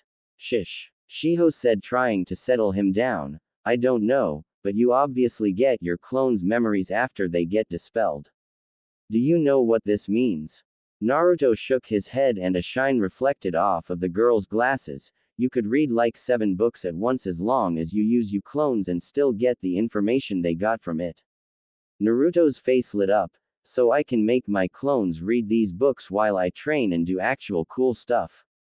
Shiho nodded. Yada. Shish. The sounds of others audibly shushing Naruto erupted from all around the library, breaking Shiho into a mess of giggles as Naruto apologized quietly. Make some more of those Kage Bunshin, Uzumaki-kun. There's so much you need to know before you become an active ninja. You won't be a dead last by the time I'm through with you. Shiho grabbed onto Naruto's wrist and swiftly dragged him through different aisles, loading him up with books. He had to wonder what part of her wasn't conditioned to be a field ninja, because she was dragging him and half a dozen books around the place like they were weightless. Naruto had been frequenting the library pretty much every day with a few clones. He wanted to make enough to fill the library with them, but both Atsuto and Shiho weren't going to tolerate a library full of Narutos when only one was more than enough to raise a ruckus and cause a disturbance, thus forcing him to keep the clones at a minimum, usually around 6. Naruto pitied his clones. Shiho had them reading the books she picked out to help him along in his knowledge as a shinobi. She was a nice enough girl, but reading was still ultra boring. Not even a new friend could make him think otherwise. She didn't even have him learning cool stuff like he wanted. After she realized how much basic knowledge he lacked, Shiho saw to it that she drilled something into his head to make sure that it stuck, and her sensei didn't have any problems with her doing that, especially since she had Naruto's clones helping out keeping the place organized. By the end of the week, one of the things drilled into his head was how to replace books and scrolls that other shinobi had checked out and returned. Naruto's clones went over basic tactics and combat strategies, yes, at least things that Shiho thought a genin needed to know anyway. In addition to that, she introduced him to the immediate geography of Hai no Kuni and its surrounding nations so that he didn't look a complete horses when he went outside of the country on missions. While Naruto's clones suffered indoors, he took his business to the woods where he would go over his taijutsu. His choice of using Nibaken, Sticky Fist, seemed like the most tailor-made for him at the moment, but he had to make sure his taijutsu was decent enough for it to even work. This led to him doing the thing from the other day, working with his clones to trap melee attacks like the Academy Scroll instructed him, as he realized it wasn't in the other one due to it being an intermediate scroll. He would have skipped straight to learning the new style if he hadn't been training his moves in the exact place he had been trying to the other day, where he once again ran into Tenten, this time with some kid with long brown hair and white eyes. Naruto didn't like that guy straight from the first meeting, as he looked at him like he was stupid when he told Tenten what he had been doing when she found him again. Tenten quickly informed him that he should finish learning what the Academy Scroll had to teach him before anything else. When he got all haughty and asked her how she knew, she just gave him a deadpan look and asked him if he wanted her to go get Rock Lee or someone worse. Naruto politely declined that offer and took her word for it for two reasons. She already proved she could beat him, so what could it hurt to actually listen to someone that proved they were stronger than him, and he didn't even feel like seeing Lee so soon after getting dropkicked in the face. He sure as hell didn't want to see someone that Tenten labeled as worse. She had a point as well that she had the benevolence to explain to put it in perspective for him. Naruto could start from the Nibaken scroll and master every little thing on it. It wouldn't do him any good knowing all of the slick techniques available after latching onto an opponent if he couldn't even get a hold of them in the first place. After an interrupting grunt from the guy that Naruto assumed was her teammate as well as Lee, Tenten ran off, leaving Naruto to his own devices once more. The problem was that Naruto's taijutsu wasn't necessarily bad per se. The issue was that when the spars in class started a few years back, Naruto kind of dominated. It was the only thing he was really good at when they began. He never really had to study for the entire year because he was always able to outlast his opponents and wear them down for a win. Everyone else kept getting better and learning technique while Naruto coasted on his laurels for as long as he possibly could in the category, since he hit just as hard if not harder than anyone else and could take 10 times the damage others could before calling it quits. And he wound up coasting all the way to graduation in this case, as it was his one saving grace on his grades. He wasn't really bad in practice, when you factor in how much punishment he could take before dropping, but take that away and he would have failed that too. Good thing he was so damn stubborn, huh? Nevertheless, he was still taking punch after punch from his own Kage Bunshin. He was simply having trouble getting the timing aspect of catching an attack down. The clone doing the punching was absolutely loving his job for the day as well. Naruto had been at this for 4 days at this point, between the reading and messing around with his echolocation jutsu, and while there had been improvement, today you'd have thought it was his first day. Grinning wildly as his fist connected with his creator's face once more. He let the original get settled again before gleefully throwing another punch, however this one was caught at the wrist before a return fist dispelled the clone. Naruto panted as his Kage Bunshin disappeared in a puff of smoke. He rubbed his sore, bruised face, finally. He laughed to himself. I got one, I got one, I got one, I finally got one. He winced at a particular stinging part of his face. It took long enough, damn it. He didn't know why it was so hard, but the reason was that his clones knew how he would try to trap a limb. They altered their punch and kick style to keep him from ever getting a hold of them. So it wasn't really that he was doing it wrong, he was simply not adept enough at it to take on an opponent that knew what he was going to do. Man, I have to get that ID picture taken today. Naruto picked himself back up off of the ground. I hope these marks go away before I get there. Naruto decided that the best way to train was to work his taijutsu, which would work his Kage Bunshin no Jutsu, Shadow Clone Jutsu, at the same time, and he would also release random bursts of Chakura Henkute no Jutsu, Chakra Echolocation Jutsu, as a short break. Iruka said it placed a decent drain on him to use it, but so far Naruto wasn't feeling it.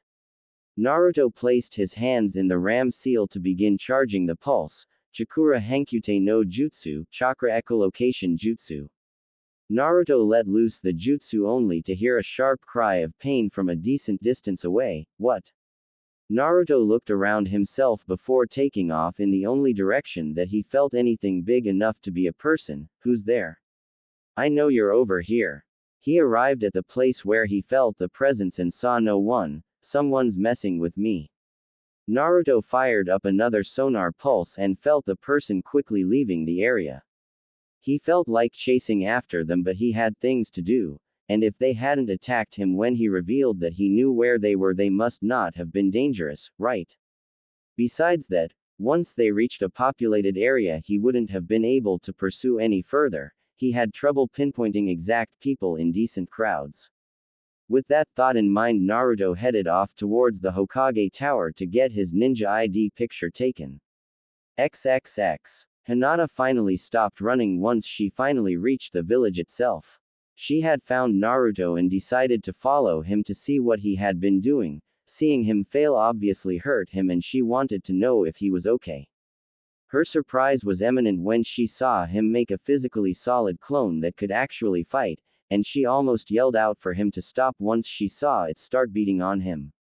Only after a few tries, when she saw him actively trying to counter by catching its punches and kicks, did she realize it was training. Did she relax and simply watch with her Byakugan active so that she didn't have to move. She watched right up until the point where he let off that weird pulse of chakra. A spherical wave of chakra expanded outward from Naruto's body, and she sure as hell wasn't ready for something like that from him. From her point of view, when it hit her eyes, it felt like the strongest camera flash she had ever felt in her life, and she had to cry out in unexpected pain at the sensation, which tipped Naruto off to her presence. From there she simply ran away as fast as she could, lest he find her and actually ask her embarrassing questions on what exactly she had been doing there.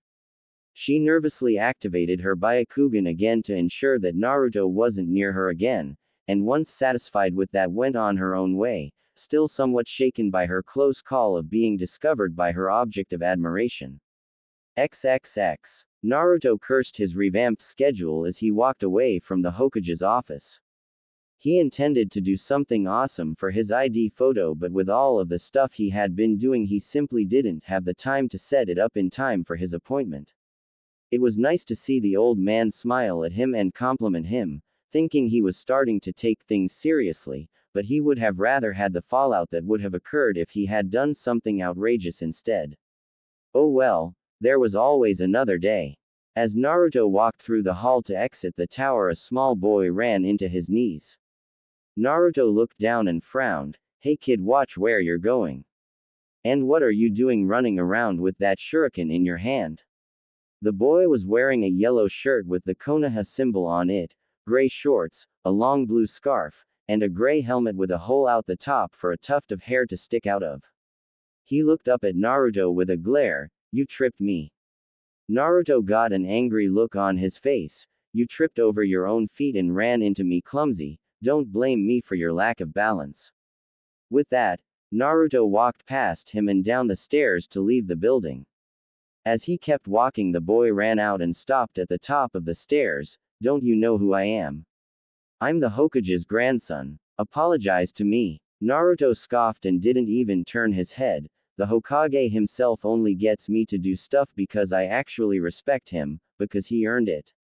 If you want me to apologize to a brat like you, you'd be better off trying to make me yourself with action, because being his grandson doesn't mean anything in reality. After saying that, Naruto hid his hands from clear view as he let out a pulse of his jutsu, allowing him to feel the shuriken that the boy threw. Naruto simply stepped to the side and let it fly past him. You'd better watch out with that thing, you might hurt somebody. The boy simply stared at him in awe until he disappeared from sight at the bottom of the stairs.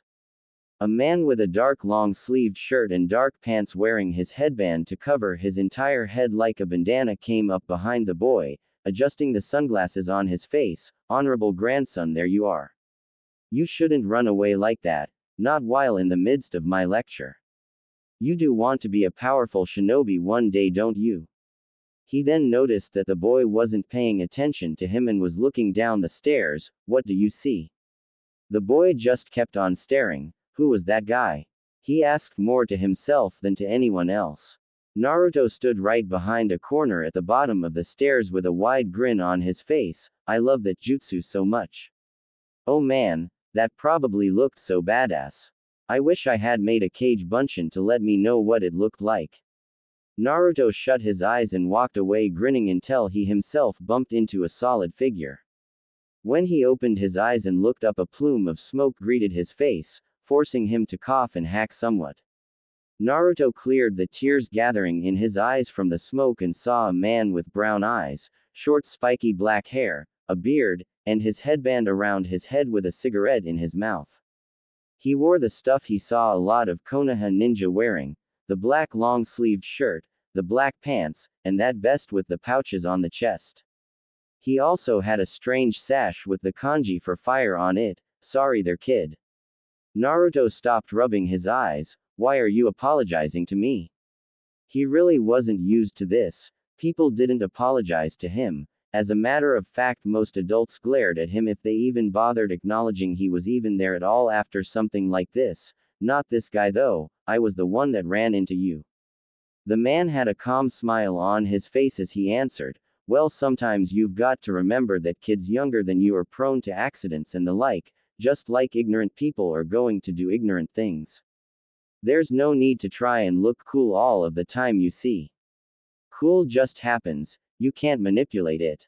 Naruto blanched, thinking the man might have taken offense to what had just happened between him and that kid. So, you saw what just happened? The man nodded. Naruto's train of thought then shifted. Hey, what are you talking about? That was cool. The man shook his head and took another drag of his cigarette. Nah, like I said, cool just happens. You just graduate the academy. Naruto blinked before grinning at the man. Whoever this was certainly was getting on Naruto's good list. He hadn't been condescending or an outright asshole to him once yet. Yeah. I actually have to show up for orientation tomorrow. Why? The man took on a thoughtful look. So what have you been doing for the week? Naruto was about to open his mouth and go into full, colorful detail about just what he had been doing, from learning both of his new jutsu, to the people he met, to the fight against Tenten that he was going to edit down substantially to fit his own ego, of course, when a lesson learned hit him from Shiho's brutal method of force-feeding his Kage Bunshin information. Information is one of the most useful tools at a shinobi's disposal.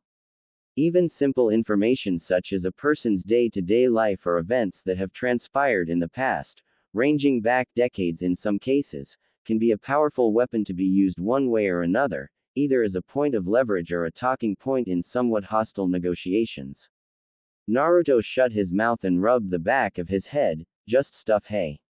Trying to keep busy. He so wanted to tell this guy about his Kage Bunshin, or about Iruka's echolocation jutsu that he used so much, or anything, but the sooner he could put some lessons to practice the better things would be in the long run, or so Shiho had said when his clones griped. The man chuckled and walked on past Naruto, heading up the stairs and leaving him alone.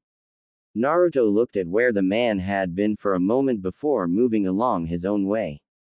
The bearded man walked through the halls until he finally reached the office of the Hokage.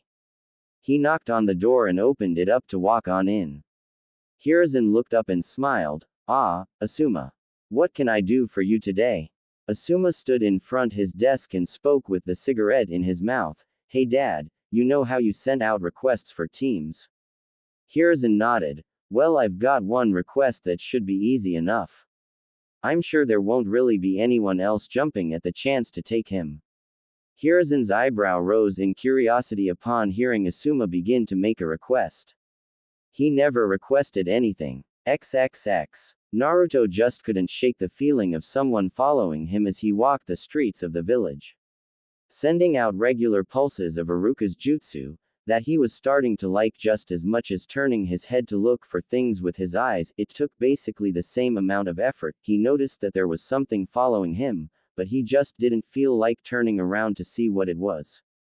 It hadn't tried anything yet and he was hungry.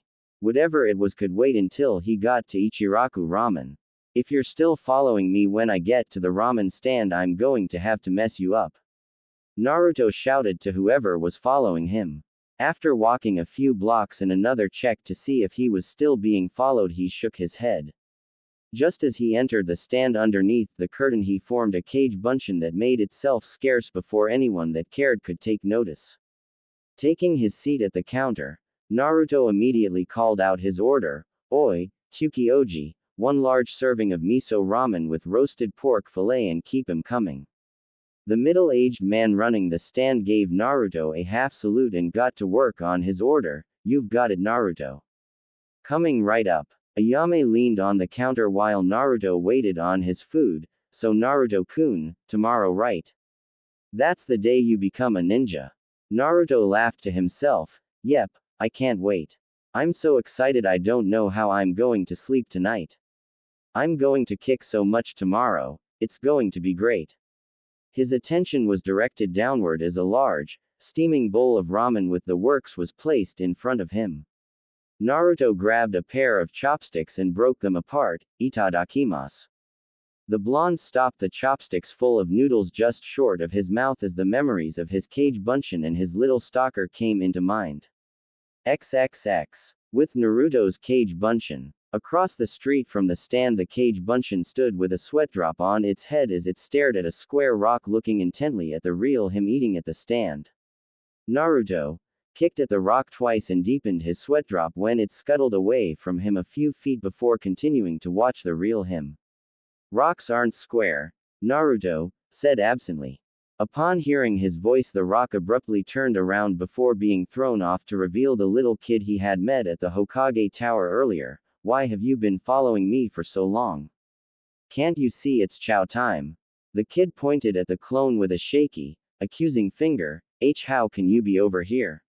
You're supposed to be over there. I heard you yell from over there. You're not real, ow. The clone rapped the boy on the head. Well, you said ouch, so I must be real enough, right? He stared at Naruto in awe. How did you do that? Naruto grinned widely at him. I'm a ninja kid. Pretty cool, huh? The boy then got a determined look in his eyes. Alright then, I've decided. You're going to train me now, boss. The clone almost face-faulted itself into oblivion. What? Who decided? Why would I want to train you? And what's with the boss stuff? I'm calling you boss because you're going to be training me, and I've decided on you because, well, you're awesome, boss, and this thing with the making two of you as well as being able to discover my location just proves it, core. The clone blushed under the praise before sighing once he thought of the kid being impressed at noticing a square rock was out of place in the middle of a street. Yeah, whatever, kid, I don't even know your name, so it's going to be kind of hard for whatever training you think I can give you. Besides, don't you have a teacher already? Konohamaru. The boy mumbled, facing the ground. My name is Konohamaru. His head snapped up abruptly. But no one ever calls me that. It's always, honorable grandson, even though my name should be easy to remember. No one ever sees me for me, they only just see me for the things that my grandfather did. I want people to acknowledge me. Naruto frowned as he heard the boy explain himself to him. It was kind of like him.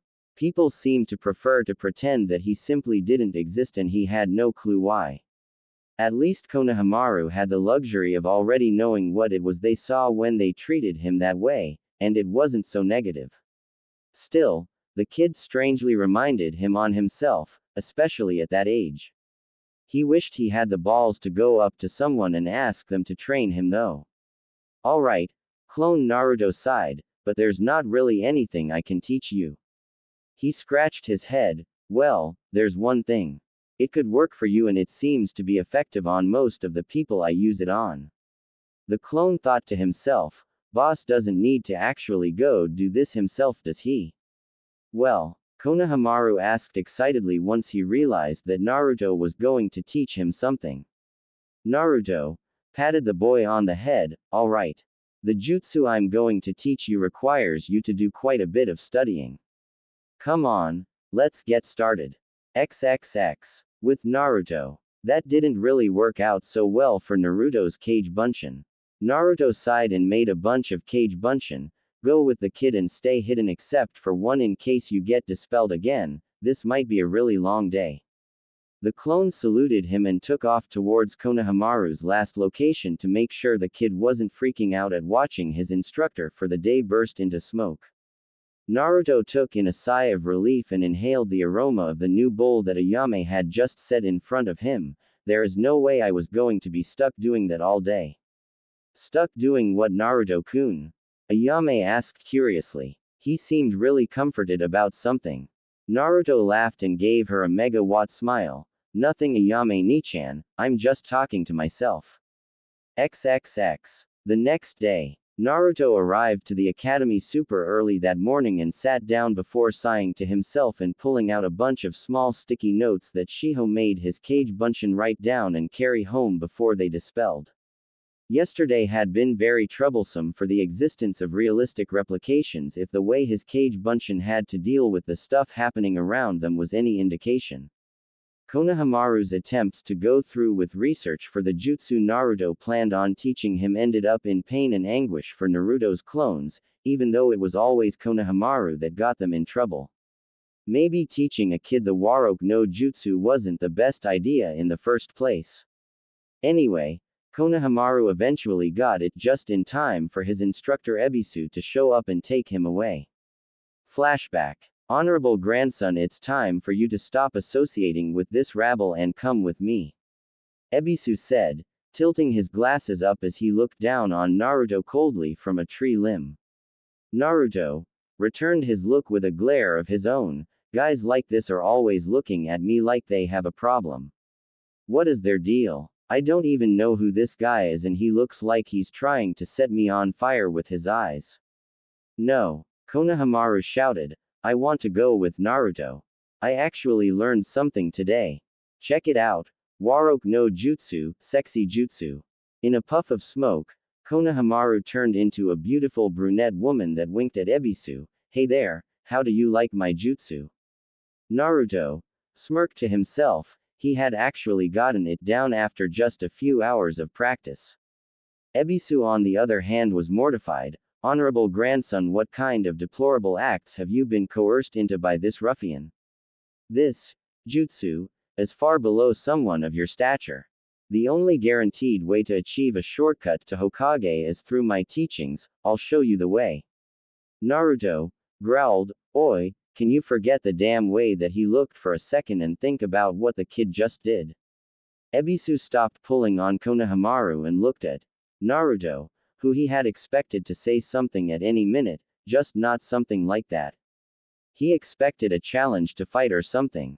But hearing this boy perceived as a dead last have anything to say to him irked his ire. Oh, and what would that be, besides making himself a public nuisance and besmirching his name in your tasteless influence? Naruto's eye twitched. He so wanted to fight this guy and show him what was what, but he promised too many people he'd stop acting like a bother and getting into a fight with another person so soon after being scolded for it wouldn't bode too well for him.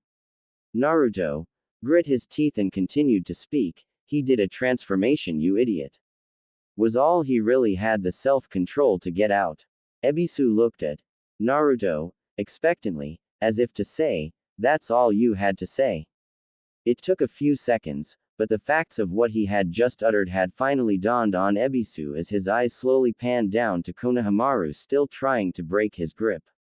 After realizing that Konohamaru had indeed used a jutsu that he hadn't even come close to teaching him yet, he let go of the young boy in shock. Honorable grandson, this is incredible. To learn such a jutsu in one day. Naruto wanted to yell at this guy so much for changing his tune so abruptly.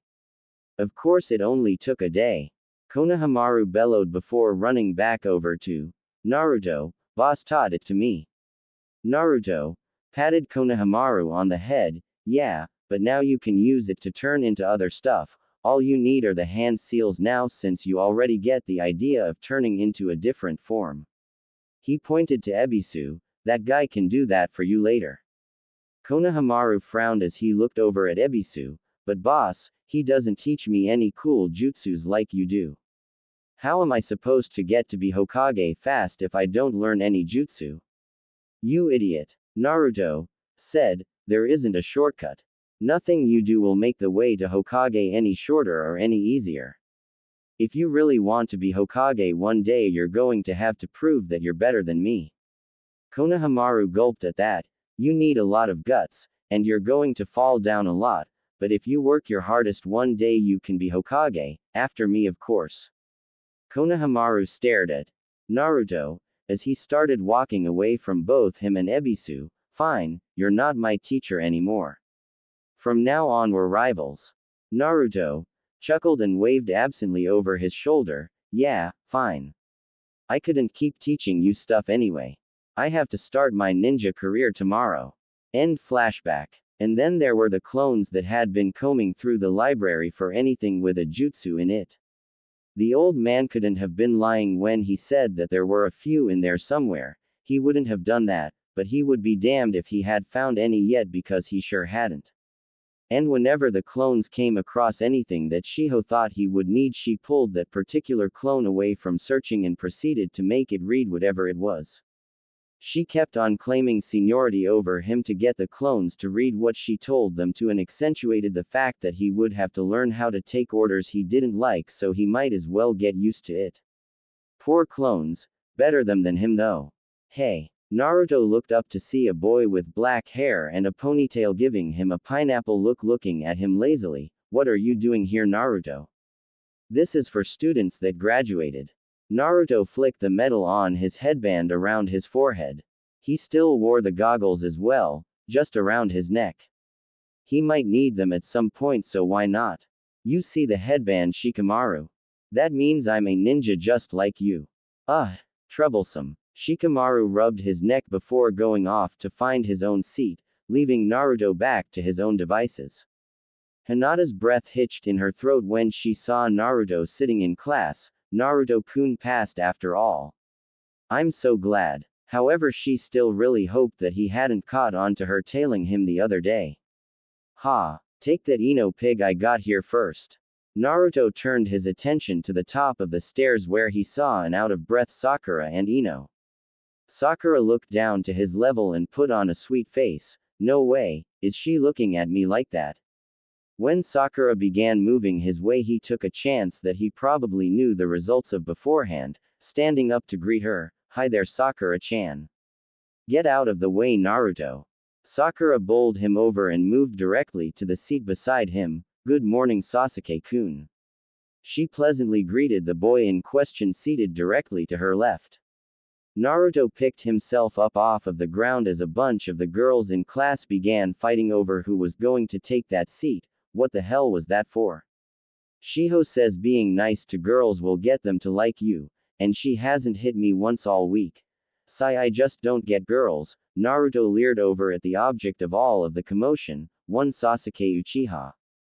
Naruto smirked to himself. It was only a matter of time at this point until he could go and prove that he was better than Sasuke was. Let Mr. Popularity there enjoy his last day as top dog. Once things got going, Naruto would be the one seen as the best. With that in mind, Naruto took his seat and went back over the notes that he had placed in front of him on the desk with much trouble to his attention span due to the harping on by all of the girls around Sasuke. Seriously, how could that bastard keep a stone face in the middle of that? He had to have nerves like a river stone to not let it show that it was bothering him one way or another. What are you doing, Naruto? He looked up to see a boy in a hooded parka with fur lining the edges. He had red marks on his cheeks, rather feral features, and a little white puppy on top of his head. Why are you studying? That's kind of the opposite of what you should be doing here. School's over now. Naruto chuckled nervously. Well, a friend of mine just wanted me to go over some stuff that was supposed to help me out. Nothing big. How was he supposed to say he had clones running about the library every day this week going over things? That would have probably made him a laughingstock. Kiba grinned, showing off sharp canines. Well, you can study all you want to, it doesn't matter. Me and Akamaru are going to blow right past you, whatever it is they have us doing now. Right, boy. A yap of affirmation from the puppy on his head sounded out. Naruto stood up out of his seat and held up a fist. Yeah, right. I'm going to get out of here and hit the top in record time. Then you can all tell your children one day how you were in class with the new Hokage, heh. They don't let class dobes be Hokage. One random boy shouted out, engulfing the whole room in laughter. Shut up. Naruto barked back. I could probably beat anyone in this room right now. Could he? Yeah, he could. He knew none of these guys were as good as Tenten was. He had been training all week and he was sure no one else had done anything, and he was Uzumaki Naruto, he was that awesome. Of course he could. None of that stuff is going to matter once we get out of here and the missions start. We're all genin now. Well said, Naruto. Iruka said as he entered the room with a clipboard. You're all as of this day forward official shinobi of Konohagakure no Sato. You are all expected to carry out your missions to the best of your ability for your home and for your comrades. I just want to say that I am proud of you all and that I wish you all luck in your future as ninja and kunoichi of our village. He gave his short speech a moment to sink in before clearing his throat. Now I'm going to begin the announcement of the squads formed for the duration of your tenure as genin. This got everyone in attendance's collective attention. XXX. All of the would-be Junin sensei were in the office of the Hokage looking through his crystal ball at all of the rookies. Hiruzen looked at Asuma, who had foregone the cigarettes due to the room being so crowded. Is there any particular reason you asked for the addendum to your team, Asuma? Asuma smirked when all eyes fell on him, trying to put me on the spot, Dad. Alright, I'll explain it afterwards. XXX. Iruka continued listing off names on his clipboard. Team 7 will be Akamichi Choji, Haruno Sakura, and Uchiha Sasuke. Your instructor will be Hatake Kakashi. Shanaru. Sakura exclaimed after hearing her team. Take that, Ino pig. True love conquerors all. Ino placed her cheek in her hand in a dejected fashion while Sakura continued to celebrate. Sakura turned to Sasuke with hearts in her eyes. Now we'll be on the same team, Sasuke-kun, isn't that great? Was the stoic genin's response. Naruto had to bite back a snort of laughter at that. It was clear that Sasuke cared so much about his predicament. Team 8 will be Hyuga Hinata, Inuzuka Kiba, and Aburame Shino with Yuhi Kurenai as your Junin sensei. Iruka said as the three young ninja mentioned all acknowledged that he had been heard. Team 9 is still in circulation, so we'll move on to Team 10. Team 10 will be Yamanaka Ino, Nara Shikamaru, and Uzumaki Naruto with Sarutobi Asuma. Ah, Ino said as her head slumped onto the desk, I've got a lazy bum and the dead last on my team, why me? Naruto rolled his eyes at Ino's words and kept his eyes on Shiho's notes. Why did she give me these? The only thing that's been useful so far was the one that told me we were going to be broken up into squads like all genin were. Other than that, these have been a waste of time. And that's all for now. Iruka concluded, you will all be picked up by your respective Junin sensei after lunch. Until then, get together with your team, get to know them, and one more time, good luck to all of you. Iruka spared the class one last glance before leaving the students on their own. Naruto picked up his notes and stuck them inside of his jacket just as Ino came down from her seat behind him with her hands on her hips. Alright, you and Shikamaru are coming with me. Troublesome. Shikamaru said before pointing his thumb in a direction. What about Choji? What about him? Ino asked, still sounding short-tempered about how the teams panned out. Shikamaru and Naruto both pointed towards the door where Sasuke walked out, being audibly trailed by Sakura, trying to curry his favor as they were now a team. Do you really think he's going to be welcome eating lunch with them? The lazy boy said before motioning Choji down closer towards where they were. Naruto spoke up. Yeah, it's alright with me, Choji can come on over, no problem. The plump boy in question took a seat next to Shikamaru before breaking out a bag of chips that he began to snack on. Naruto looked at a slightly fuming Ino, and Shikamaru, who had both of his eyes closed as he leaned back in his chair. So I guess we're teammates now, huh? He said with a slight laugh, losing it when Ino glared at him. XXX. Alright, it's pretty simple why I chose Naruto to round out the team instead of going with Choji in the end. Asuma said, while he's not really smart, I think that Shikamaru is hiding a major brain somewhere, so he'll be the intelligence. Ino is bossy enough to keep both of them in line. And Naruto is going to show more than enough effort during actual training to inspire the other two to improve.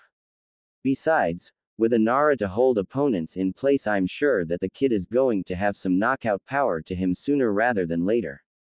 Here's inside. You know Kakashi wanted him for his own squad, right?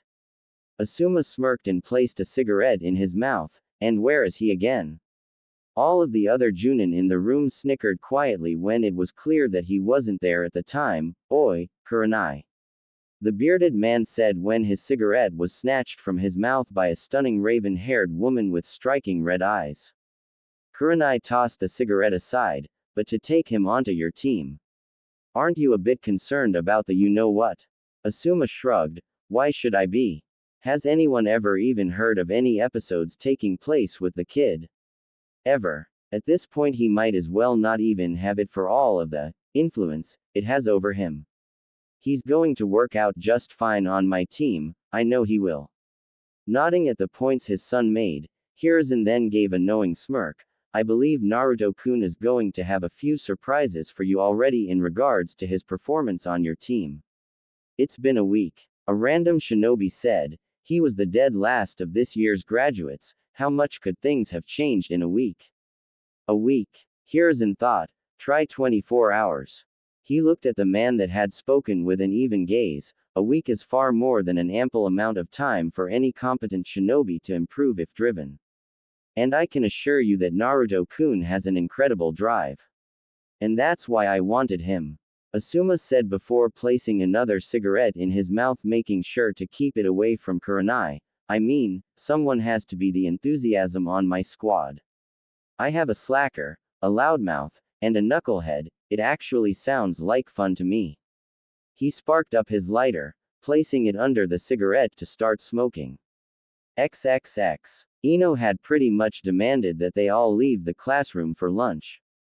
Shikamaru thought it better to go along with it than argue about something he didn't care about. Choji went along with him on that, and Naruto just didn't care at the moment. He was too excited thinking about the things they were going to do after their Junin showed up after lunch. They all ended up sitting outside on an awning next to the main academy building. Ino was eating her lunch quietly as she looked over her teammates. She wasn't terribly unfamiliar with Shikamaru, seeing as how both of their fathers were teammates and good friends. His grades and overall performance in the academy were abysmal to say the least. He was always asleep in class, even after Iruka woke him up multiple times a day. Lazy bum. And then there was Naruto. He wasn't a lazy ass like Shikamaru was, but his grades in the academy were even worse than his were. He consistently failed even when he would show up, and he spent almost as much time sleeping as Shikamaru. He was the slowest to get all of the jutsu taught in class down, and he couldn't even do Bunshin no Jutsu, clone jutsu, by the time of the graduation exam. How the hell did he pass anyway? She was cursing out Kami in her head for giving her such a bottom-of-the-barrel team to work with. This was going to be terrible. Naruto wasn't even eating. He didn't have lunch with him anyway. He was simply grinning madly about finally being a ninja. He had his own team and a cool high-class Junin to teach him how to kick even more. Maybe he even had techniques that were as cool as the one Iruka taught him. He didn't mind his team too much. Shikamaru was an alright guy, and Ino was bossy, but it wasn't anything he couldn't deal with, he was certain. Shikamaru wasn't really thinking about either of his teammates at all. He knew enough about Ino to know that she was going to be troublesome, but he knew how to handle her. Naruto, on the other hand, was just going to flat out be troublesome. Nothing he did or could think of would change or lessen that, so there was no need to waste the effort trying to deal with it. He was more concerned with Choji on Team 7. He hoped his old buddy would be alright on that team, but then again Choji was strong. He knew he would be fine. Alright. Ino stood up. I need our team to blow everyone else's out of the water, especially Forehead Girl's team. Naruto nodded fervently in agreement. Yeah, I need to wipe that superior look off of Sasuke Tem's face anyway. Don't worry, I'm right there with you, Ino. Ino glared at him, confusing him. Why was she upset? All he did was agree with her. Baka, you can't beat Sasuke-kun. He's the best genin in the entire village. She really hadn't been exposed to very many real ninja, had she? Well, he hadn't either until just this week. Naruto snorted. My, he is. I've met some of the other genin in this village. If Sasuke Tem can beat those guys here and now, I'll eat my goggles. Ino fumed at Naruto's claims of Sasuke's false superiority while Shikamaru sighed. Ino, isn't that counterintuitive to what you just said? You just said to beat Team 7. Well, Sasuke is on Team 7, so you're getting mad at Naruto for agreeing with you. But then again, I don't know why I care. This whole thing is troublesome. He looked over at Choji. You might have been better off seeing if your team would actually eat with you. It would have to be less trouble than this. It's alright, Shikamaru. I don't mind. The agreeable, portly boy said as he popped open a fresh bag of chips before noticing that Naruto hadn't eaten a single thing since they got there. Chip. He offered to the blonde boy. Naruto noticed he was talking to him and smiled at him. Thanks a lot, Choji. Naruto reached in and grabbed a few before Choji gave some to Shikamaru as well. All three boys were seated and munching on chips while Ino was crying over her rotten luck. Naruto grinned at her. It'll be fine, Ino. Stop worrying about it. I'm sure Shikamaru isn't as lazy as he seems when something important actually happens. The girl had to admit, he was right. He did graduate just like everyone else did after all, and what about you? Ino replied, running a hand through her light blonde locks. He might be able to get himself up for when big stuff happens, but what about you? You can't really turn stupid off like that. She knew Naruto failed on the other hand. Everyone did, it was so evident on his face when he came out of the academy that day. Why was he here? No one told her that. Naruto gave her a deadpan look. Yes, you can. Ino raised an eyebrow at him. No, you can't. You just can't fix stupid Naruto. Yeah, you really can, trust me. Naruto insisted. Damn, he knew he was bad in the academy. Was it really that bad? Ino didn't even believe in him enough to think he was useful in a real situation. As far as she was concerned, Shikamaru was more useful in a high-stress situation. That was a heartbreaker. It's called a library, Ino. That place was pretty much invented so that stupid people could fix being stupid.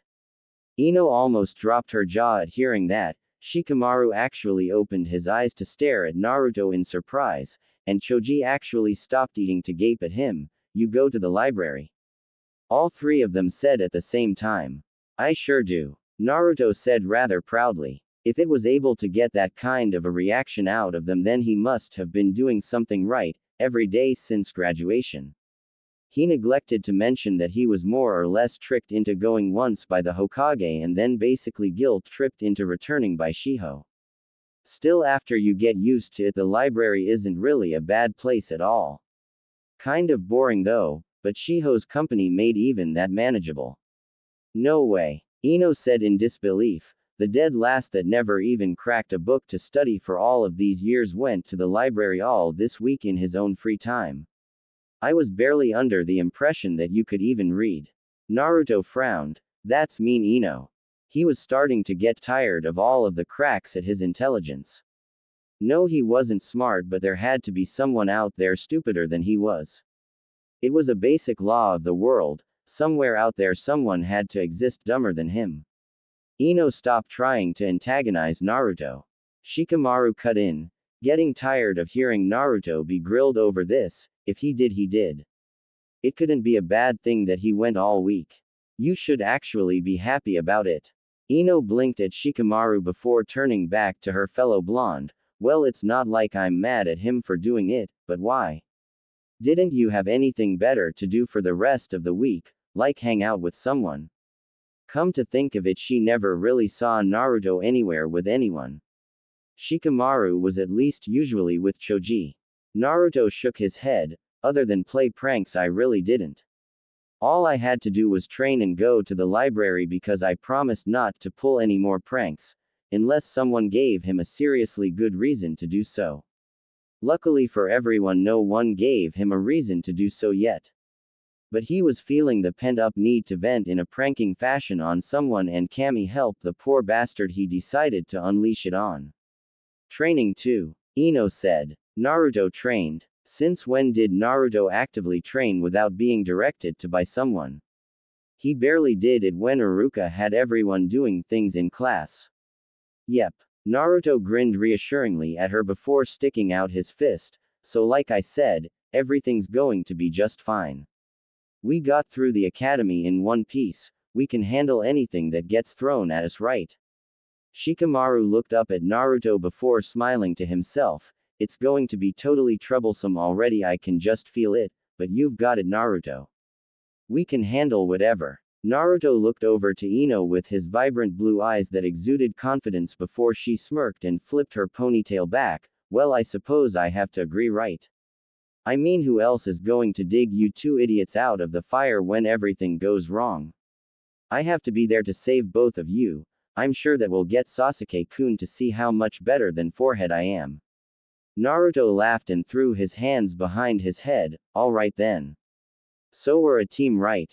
Team 10. Team 10. Shikamaru agreed. Ino sighed. I'd still much rather be on Sasuke-kun's team though. She then perked up and winked. But yeah, Team 10.